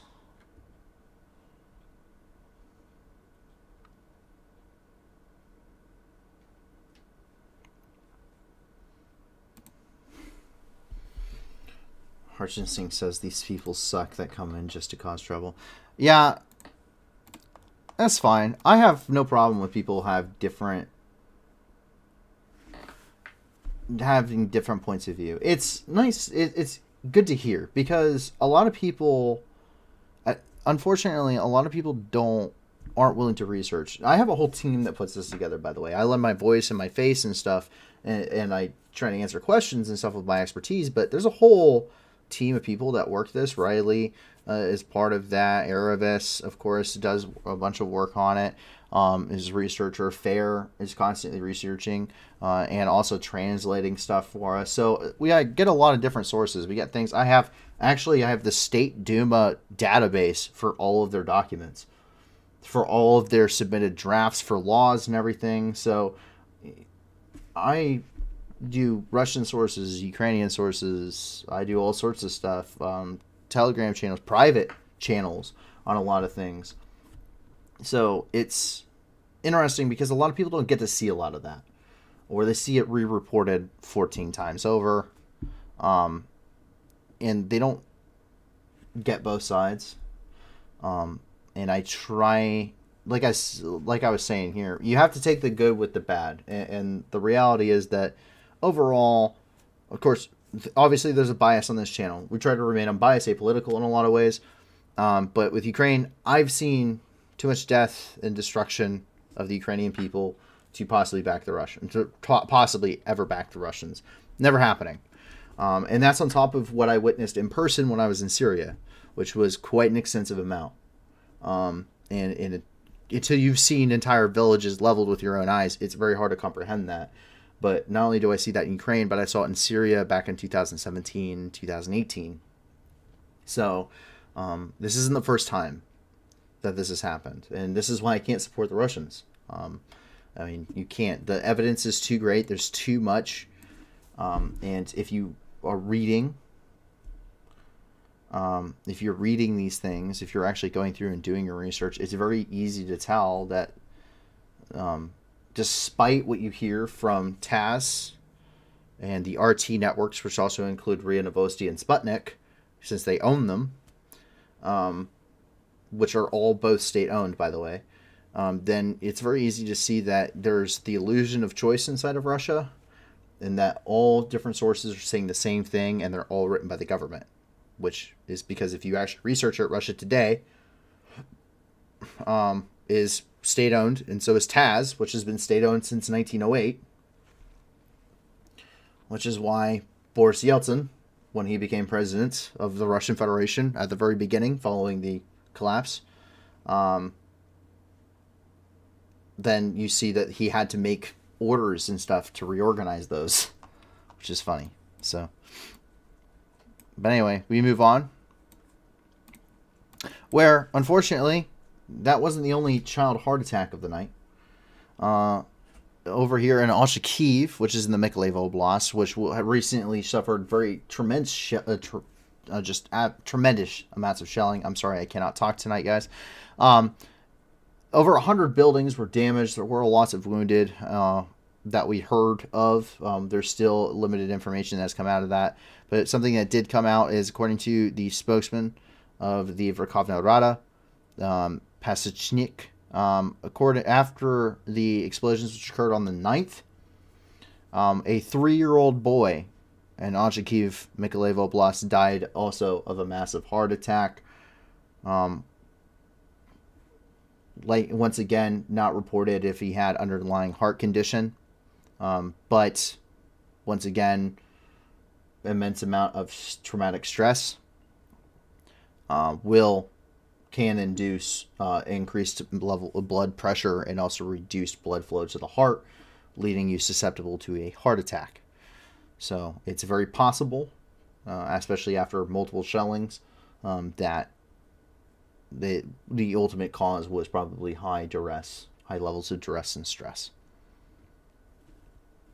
So, unfortunately, once again, 2 children so far tonight that we are aware of have died. 1 6-year-old girl and 1 3-year-old boy of massive cardiac arrests associated with shelling.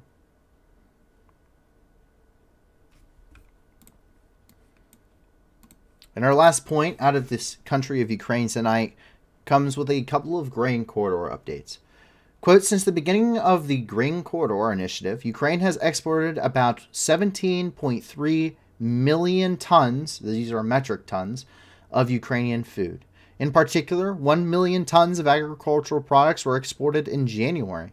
On January 13th, 11 more ships led Ukrainian ports in Odessa with 313,500 tons of Ukrainian agricultural products on board, coming from the Ministry of Infrastructure for the country of Ukraine. Quote, since Ukraine will send 25,000 tons of Ukrainian grain to Nigeria as part of the Grain from Ukraine initiative. The delivery will be made in the upcoming months, coming from Mykola Solsky, the Minister of Agrarian Policy and Food of Ukraine.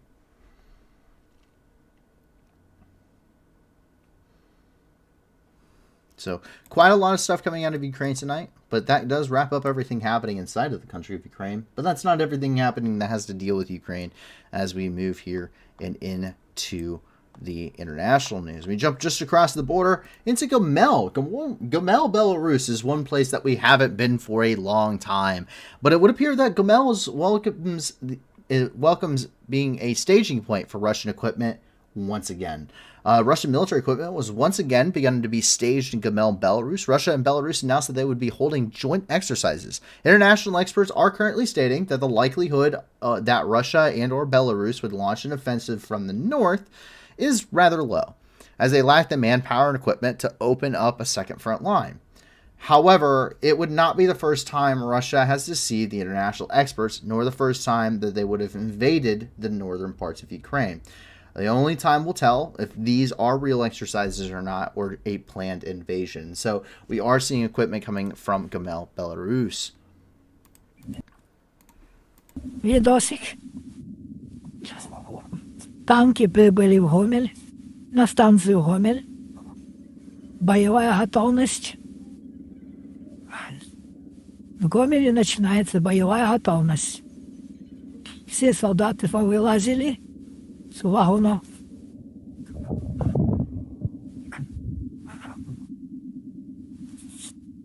Вот, смотрите. Контрнаступление на Гомель начинается. You can see that equipment has that winterized camouflage already on it. And that is coming from Gomel, Belarus. Down here in the Belgorod region, specifically showing from Shevakino in the Belgorod Oblast, we see the defensive lines are being built inside of Russia. Russian engineers are reportedly building a defensive line inside the country. As losses on the battlefield of Ukraine continue to mount, Russian troops have decided that there may come a time when they need defenses inside Russian soil.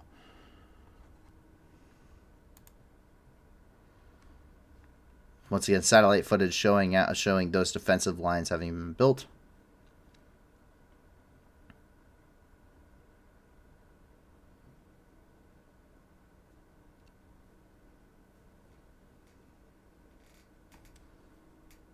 Once again, just outside Shevakino, which is in Belgorod Oblast.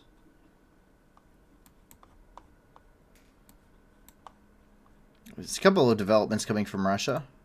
Coming from, I'm going to try and pronounce this, Novosibirsk, inside of Novosibirsk Oblast, Russia. Mobilized personnel are pleading to leave the front line. A video showed a group of Russian soldiers who were begging their relatives to save them from the front lines of Ukraine. Дело такое. Это мобилизованные Новосибирской области. Находимся в зоне боевых действий. Просим помощи жены, сестры, кто чем может. Мы тут сделать ничего не можем. Стоят глушилки. Позвонить никуда ничего не можем. Вот кое-как договорились, что-то разобрались. Я завтра уезжаю в Луганск, отправляю это видео. В общем, содержание видео такое. Нас отправляют на переднюю линию, прямо на переднюю. Выезжает оттуда двумя методами. Либо груз 200, либо 300. Все. Мы здесь сделать ничего не можем. И мужики сидят в окопах месяцами, просто сидят. Приезжают, выгружаются с Урала, КамАЗа, без разницы, транспортные средства. И сидят просто в окопах месяцами, ждут прилета. У нас уже 4 в первый же день 4 человека 200 уже отправили. Прям в первый же день. В общем, такое дело, что мы здесь ничего сделать не можем. Вот просим вас как-то, я не знаю, куда хотите, пишите. Здесь с Новосибирской области, вот все пацаны стоят, все согласны с этим. Просто я выступаю как ото всех. Надо просто, мы просим вас помощи. Добрый вечер. Had a comment come in earlier from Fair, who asks, how common, or was it often to disagree with your command? Sometimes. There's a difference between disagreeing with something and it being unlawful, though. Under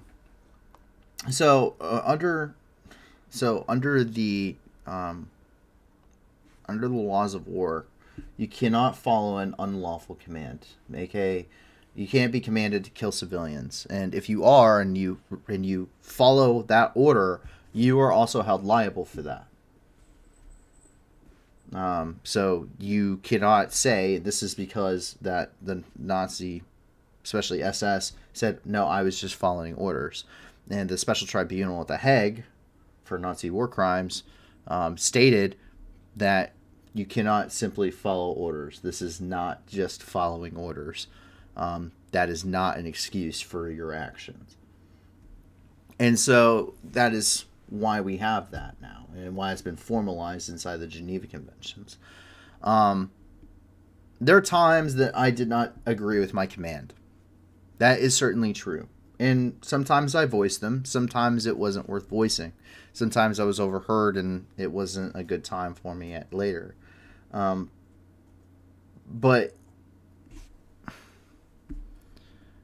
you got to do what you got to do. And as a corporal, I understand that it wasn't my place to know the full picture, and I didn't know the full picture. Sometimes I thought some of the patrols were stupid. Why would we go down that route? Why would we go where we know that there's a 3-mile long IED belt? You know, why would we take this route? Why would we emplace troops here? Why wouldn't we have struck something earlier? You know, when something seemed to be very open, when something seemed to be very smart. Why would we embed ourselves with the SDF? You know, X, Y, and Z. There's a number of things that I didn't agree on. What? When I went to the Baghdad Embassy complex, I had to carry a javelin, but not just the javelin, which weighs 30 pounds. No, I carried, with my A gunner, I carried the javelin in its transport case, not combat ready, because I was told to.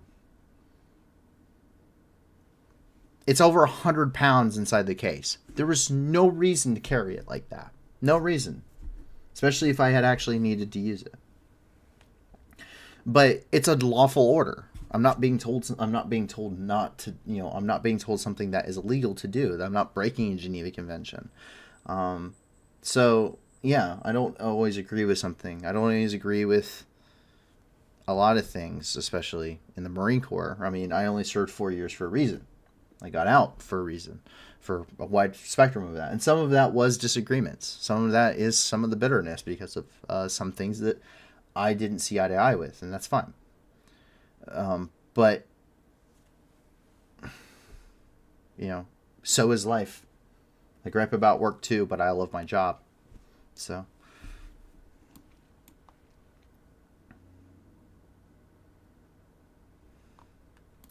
Just decor to make embassy workers feel better? ? No, not just decor. I had a lot of ammunition for a reason in the Baghdad embassy complex. We used a lot of non-lethal ammunition in the Baghdad embassy complex. It wasn't just for show. That's for sure. Coming out here to the far east of Russia, we see nothing but poverty and death. The highest conscription rates inside of the Russian Federation are not of places such as St. Petersburg or Moscow. Places where individuals would be considered Muscovites, individuals that are true white Russian-speaking Russians, or Eastern Russian Orthodox, white, you speak fluent Russian, pretty hardliner, mostly the educated, relatively decent jobs. That's not where you conscript from.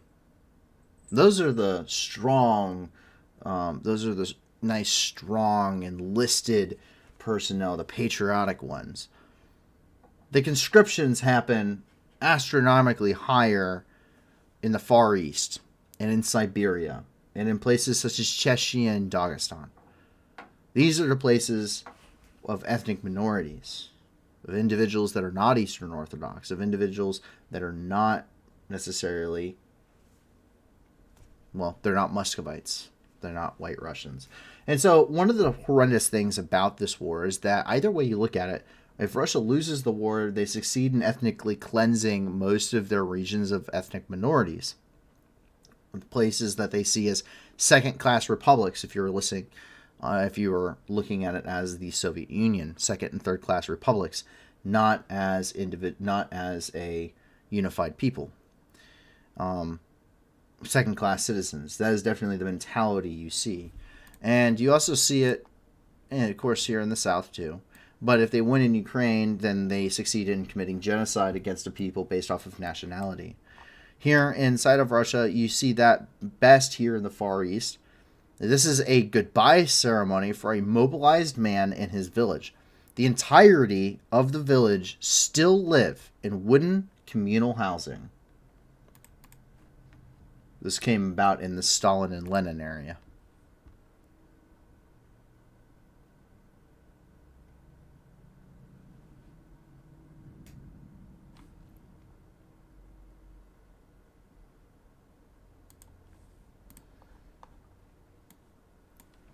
As we move on to the rest of Europe, we have a couple of updates coming from Lithuania.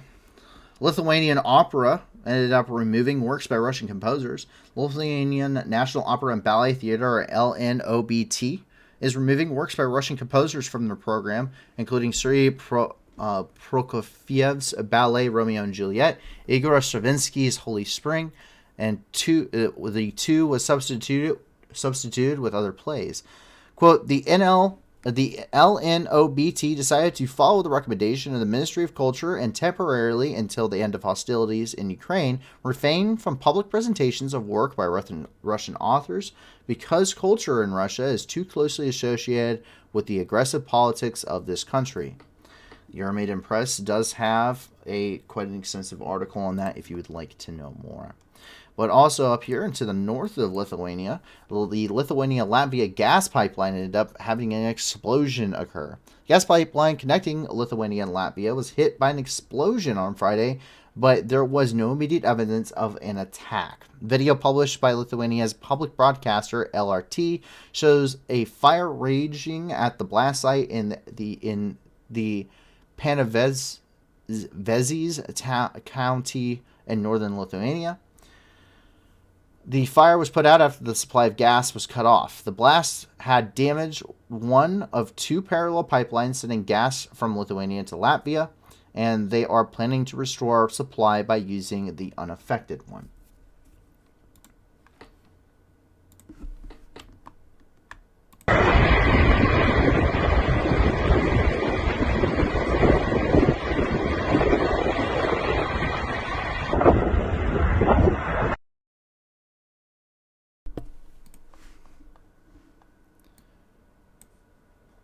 Jump down here and into Rome, where Italy is going to be supplying Ukraine with SAMP-T SAM batteries. Italy has decided to supply Ukraine with SAMP/T SAM batteries, which is capable of shooting down incoming ballistic missiles. The air defense missile system repels the attack with a 2-stage Aster 30 missile and can simultaneously direct projectiles at 16 different targets.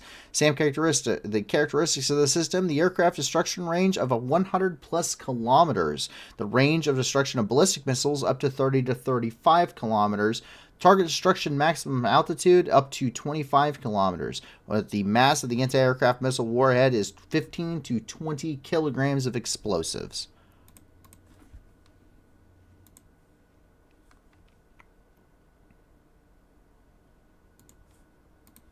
So pretty sweet. And that is the system itself. So they're getting more air defense systems over in Ukraine, this time coming from Italy. To the far north, though, coming out of Sweden. Swedish mining company ended up discovering a large rare earth metals located here in the north. Swedish mining company LKAB discovered 1 million metric tons of rare earth oxides, which are used in electric vehicles and wind turbines. This is reportedly the largest mines of rare metals on Earth. The CEO viewed this as a beneficial for Europe, which currently imports 99% of the rare earth metals from China. We do have that official statement coming from the company as well.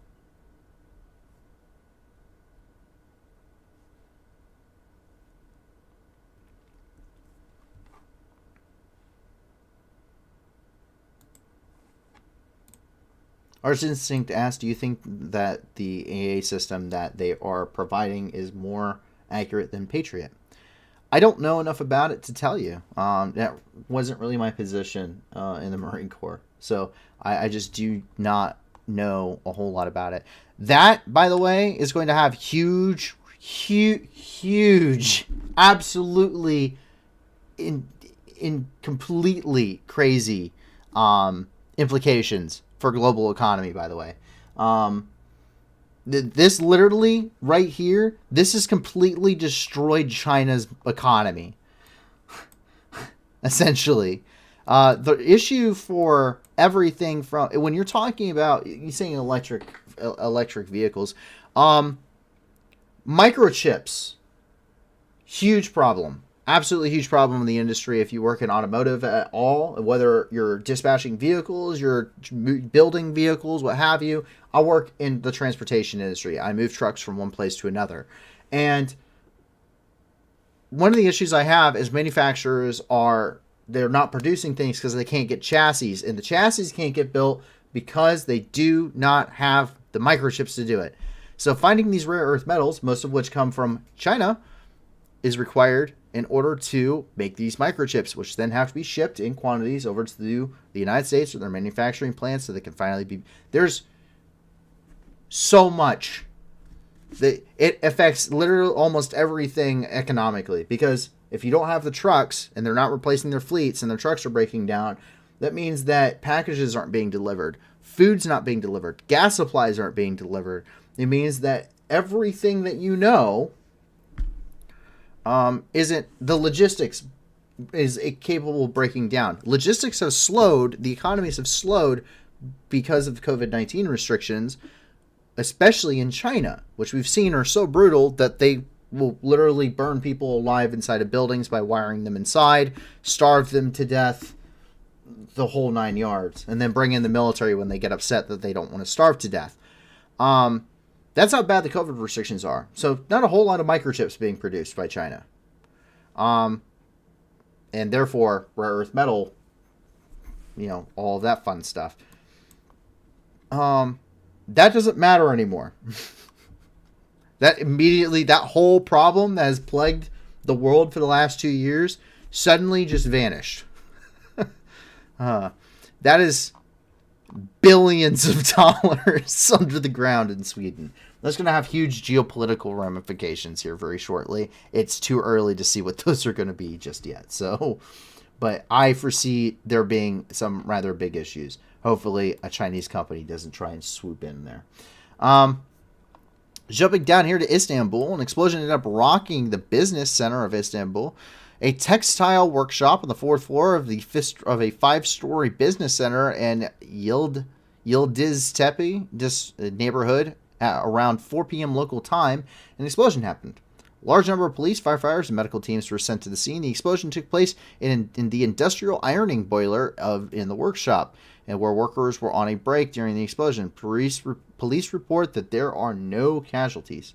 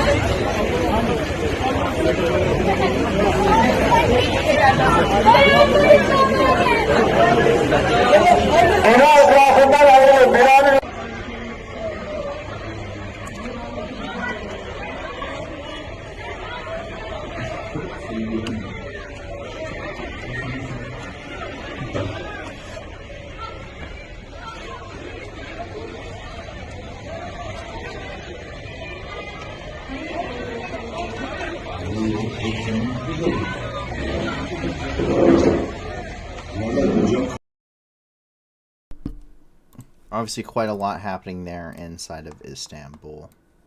Let's jump down here into the Middle East. We come to Israel, which has stated that Israel will be providing Ukraine with technologies.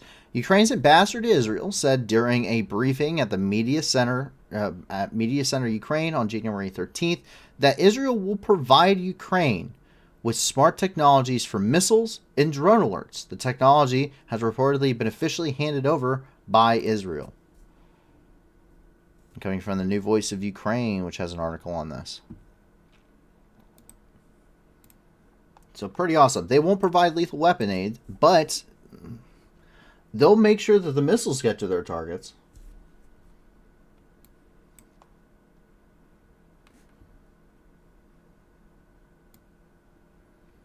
Coming down here to Jeddah, Jeddah and Mecca and this whole area, and Medina, this area is basically the birthplace of Islam, which is why this entire next thing is extremely important.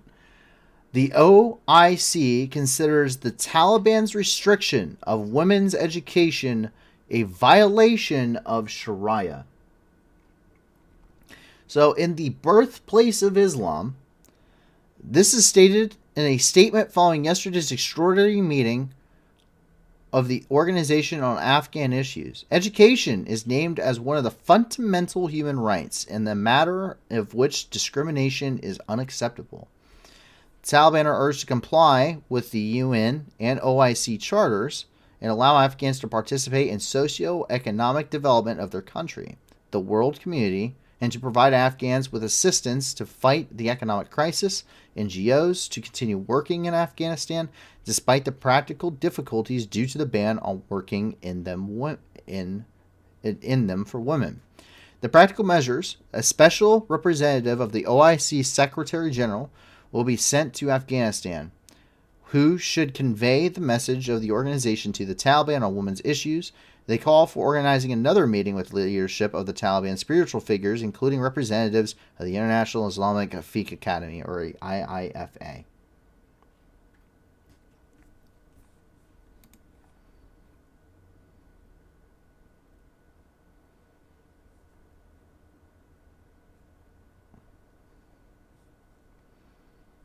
So they have stated that the Organization of Coordination of Islamic Countries has stated that despite all of these countries essentially having Sharia or having some form of Sharia law in their thing, that Afghanistan is not in compliance with Sharia law, which is the law of the Quran. Essentially, it is the law of Islam, the religious sets of laws that, despite who you talk to, is up for determination on who is correct. So that is, yeah. So Arjun Singh says the Islamic world forcing the Taliban to reform. That is essentially what has just happened. Islam, they use religion to fight the ideology of the Taliban, who is using religion to oppress their people, and saying that, no, that is not Sharia. You're incorrect, by the way. That is not Sharia law. You are wrong. Your viewpoints on the religion are incorrect, and therefore you are not a Muslim. Which would make the whole jihad thing of the last 20 years kind of pointless. Jumping over here to China. Five dead after a man ended up driving into crowds. Chinese police have arrested a 22-year-old man who drove a car into pedestrians in Guangzhou, killing 5 people and injuring 13 others. The eyewitness said he deliberately drove into people who were waiting for the traffic light. He rammed the car into them maliciously. After that, he made a U-turn and hit people again. End quote. The images coming from that are too graphic to show here on the stream. Well, the Arjun Singh asked, are the Taliban Sunni or Shia, though?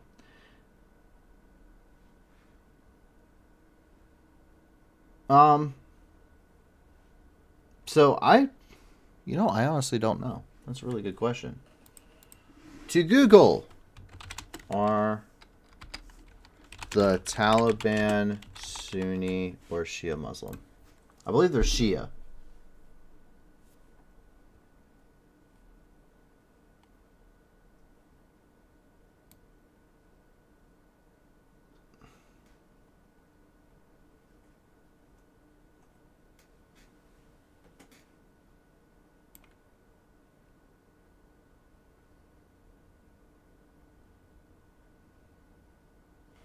No, sorry, they're Sunni.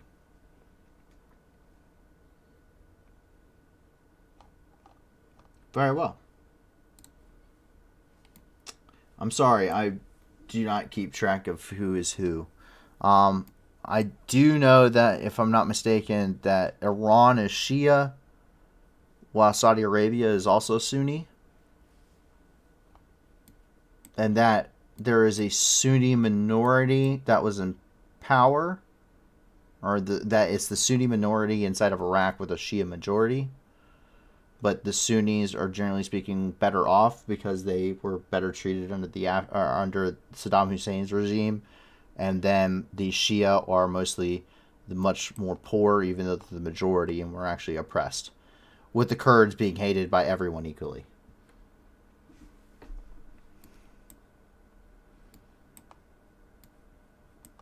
So I'm sorry, I really never looked into what the Taliban were. I just know that the Taliban is the Taliban. I never really looked into what faction of Islam they actually found or came into. So yeah, Saudi Arabia is Sunni and Iran is Shia, and they fight. That is why they fight. Actually, that is the main reason that they constantly are trying to kill each other.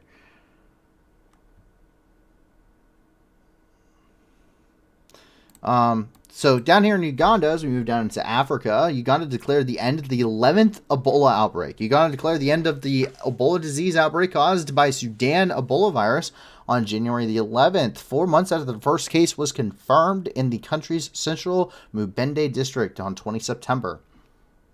It was the country's first Sudan Ebola virus outbreak in a decade. In total, there were 164 cases, 142 confirmed with 22 probable, 55 confirmed deaths, and 87 recovered patients. More than 4,000 contacts of confirmed cases were followed up for 21 days. The declaration was made after 42 days without newly reported cases. Health authorities are maintaining surveillance and are ready to respond quickly to any flare-ups. A follow-up program has been put in place to support survivors.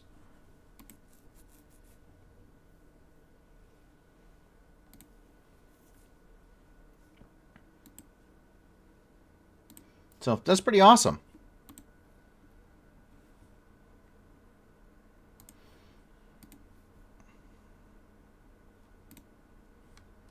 So they are declaring this as having been ended. And WHO is also confirming that as well. So pretty awesome to see.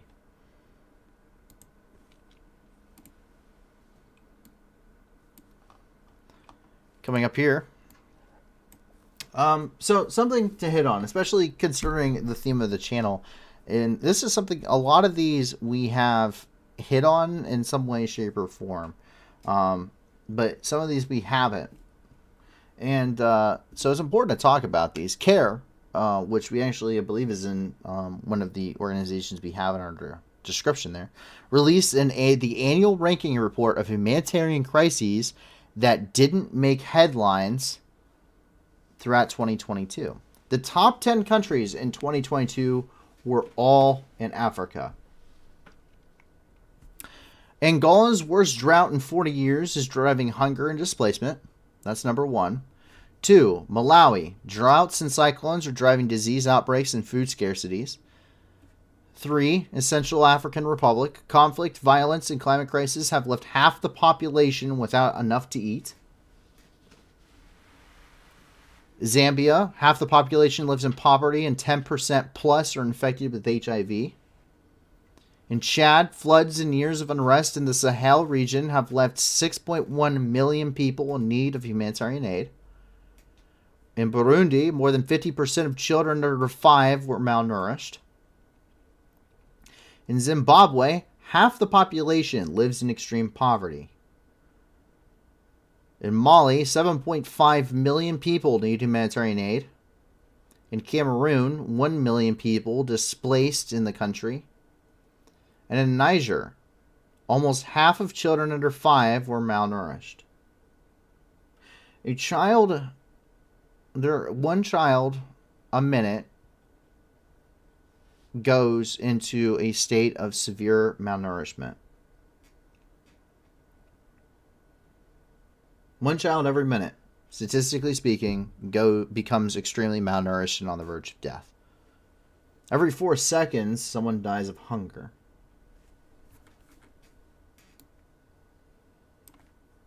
We've officially been streaming for 2 hours, 21 minutes, and 53 seconds.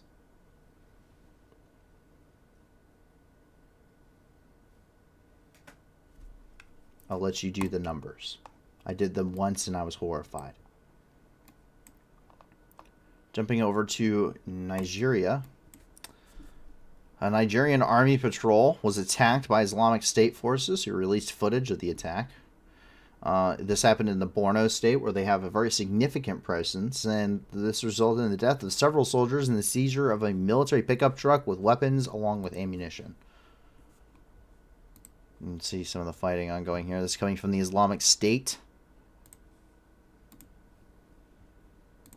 That is the pickup truck.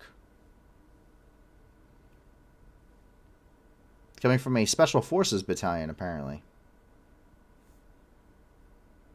The 199th Special Forces Battalion, Vehicle 1.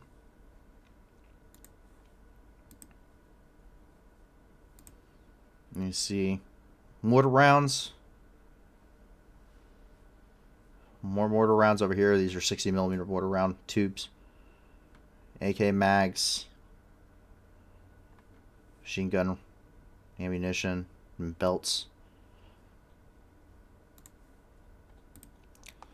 So, yet another Islamic State attack there. In Mali, JNIM militants attacked Mali forces. This is coming from Mopti.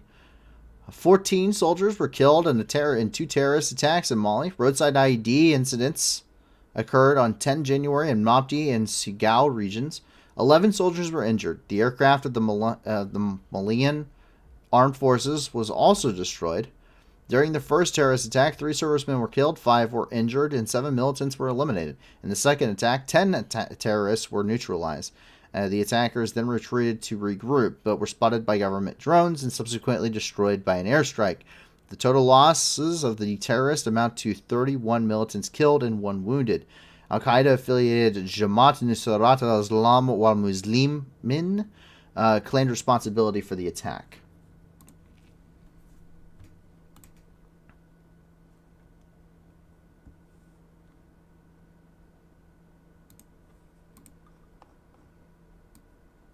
And that is the hard-hitting news of the night, but we do have a couple of a little bit nicer things to end the night off here. And so the first one we have comes actually from across here in Goddard Space Flight Center in Greenbelt, Maryland, where we've seen a spectacular butterfly nebula, which offers a glimpse into our sun's final fate. NGC 6302 is an enormous shell of glowing gas, better known as the Butterfly Nebula. Located about 4,000 light years from Earth, the double-winged nebula is a spectacular example of what happens when stars like the sun run out of fuel and die. Hidden at the point where the two wings meet, a once mighty star now smolders as a tiny, collapsed white dwarf. The wings themselves are the remains of the star's outer layers of gas, which were expelled violently into space thousands of years ago when the star inevitably ran out of nuclear fuel to burn and died. Today, those wings span more than 3 light years, or several thousand times wider than the solar system.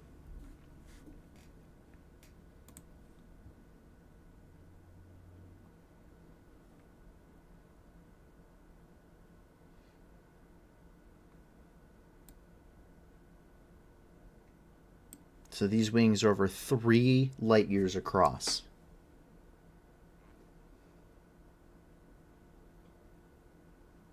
This is what it will look like when our sun dies.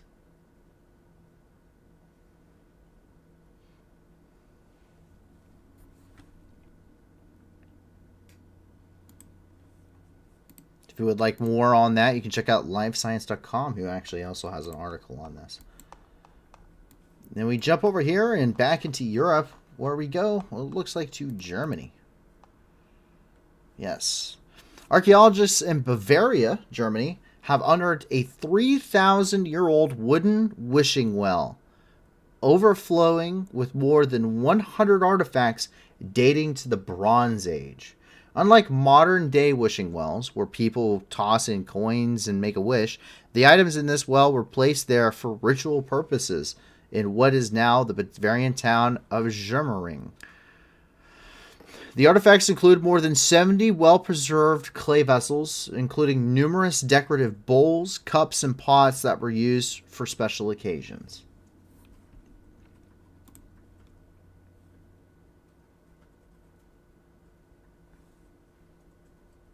The fact that this thing still exists from the Bronze Age and the wood is still intact is insane.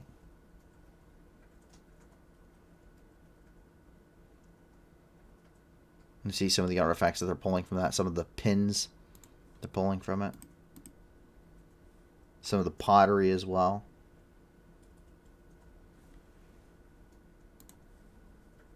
That's 3,000 years old. That's a 3,000-year-old piece of wood right there. If you would like to learn more about it and go more in detail, there's a press release in German. And there's if you would like to go there, I'm sure you can also get it translated. And there's also a live science article on this. So they can also probably go through and explain that a little bit better. But that is pretty cool. That's also pretty wild to think about. Wood obviously doesn't preserve very well. And so the fact that that is 3,000 years old and it's still together is impressive. But that is all of the news for tonight. Quite a bit of stuff going. A lot of not so great developments. A lot of stuff that's pretty bad. But needless to say, there's a lot of work that needs to be done. Whether you're talking about the top 10 underreported events, underreported crises, really, inside of Africa, or you're talking about the war in Ukraine, or you're talking about what have you, there's a lot to be done. And so please check out the video description below and check out all of the wonderful organizations that are down there. I cannot implore you enough to check out all of them. And give as much as you can to these organizations. Support them as best you can. 70% or more of the donations that they all receive go directly to the programs, with 30% or less going to pay for salaries and stuff. So everything we do here at the New News is always going to be charity driven, and we're always looking to help the people the most that we can.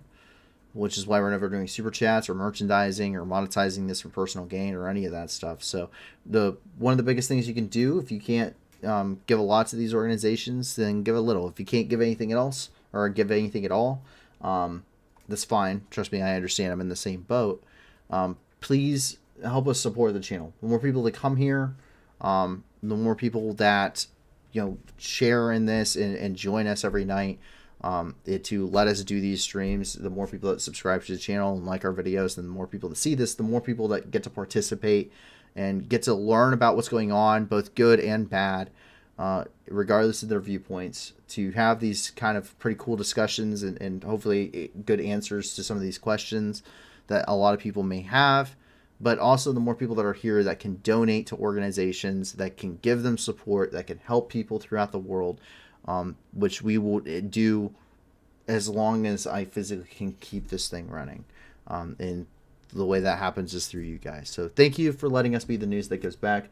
Please be sure to give a hand to all of the staff who put this thing together. Once again, I just put my voice up here and my face. It's really a whole staff team. You see some of them here online, but there's a whole staff team that puts this thing together. And they are really the ones behind it. So a lot of great work that they continue to do every single night for this thing. And with that, I hope that you and your family and your friends remain safe. And if not, I do hope that you find that safety and security in the very near future. And I hope that you will join us once again tomorrow at 5 p.m. Eastern Time, 4 p.m. Central, for the latest updates around the world with what is happening. So my name is Paul from The New News, and I hope to see you there. If not, have a fantastic rest of your weekend. All right, have a great one, guys. Going home, Russian soldiers, going home. Бо ми всіх вас тут зустрічаємо з багном. І стоять у волновах, і чудно кличе, діти нахуй. Тут працює ЗСУ і ТМО. Нам не треба ні конфлікту, ні війни. Та ми готові всіх вас звать до сатани. Тисячі вже полягло, і все більше шлейфуйло. То для них нема нічого, крім труни. Going home, Russian soldiers, going home. Бо ми всіх вас тут змішаємо з багном. І стоять до волновах, і чудно кличе, діти нахуй. Тут працює ЗСУ і ТМО. Вызволять пришел, братишка, ну привет. На моей земле тебе один ответ. Нашим людям с кем плечом, даже танки и бочок. Вам не взять нас и за 100 тысяч лет. Going home, Russian soldiers, going home. Бо ми всіх вас тут змішаємо з багном. І стоять у волновах, і чудно кличе, діти нахуй. Тут працює ЗСУ і ТМО. Mr. Putin, on behalf of all our guys, no one's scared of your nuclear device. You can take your top 11, shove it up your wrinkle bomb. Oh, we'll come and help you fit it in your skull. Russian soldiers, going home. Бо ми всіх вас тут змішаємо з багном.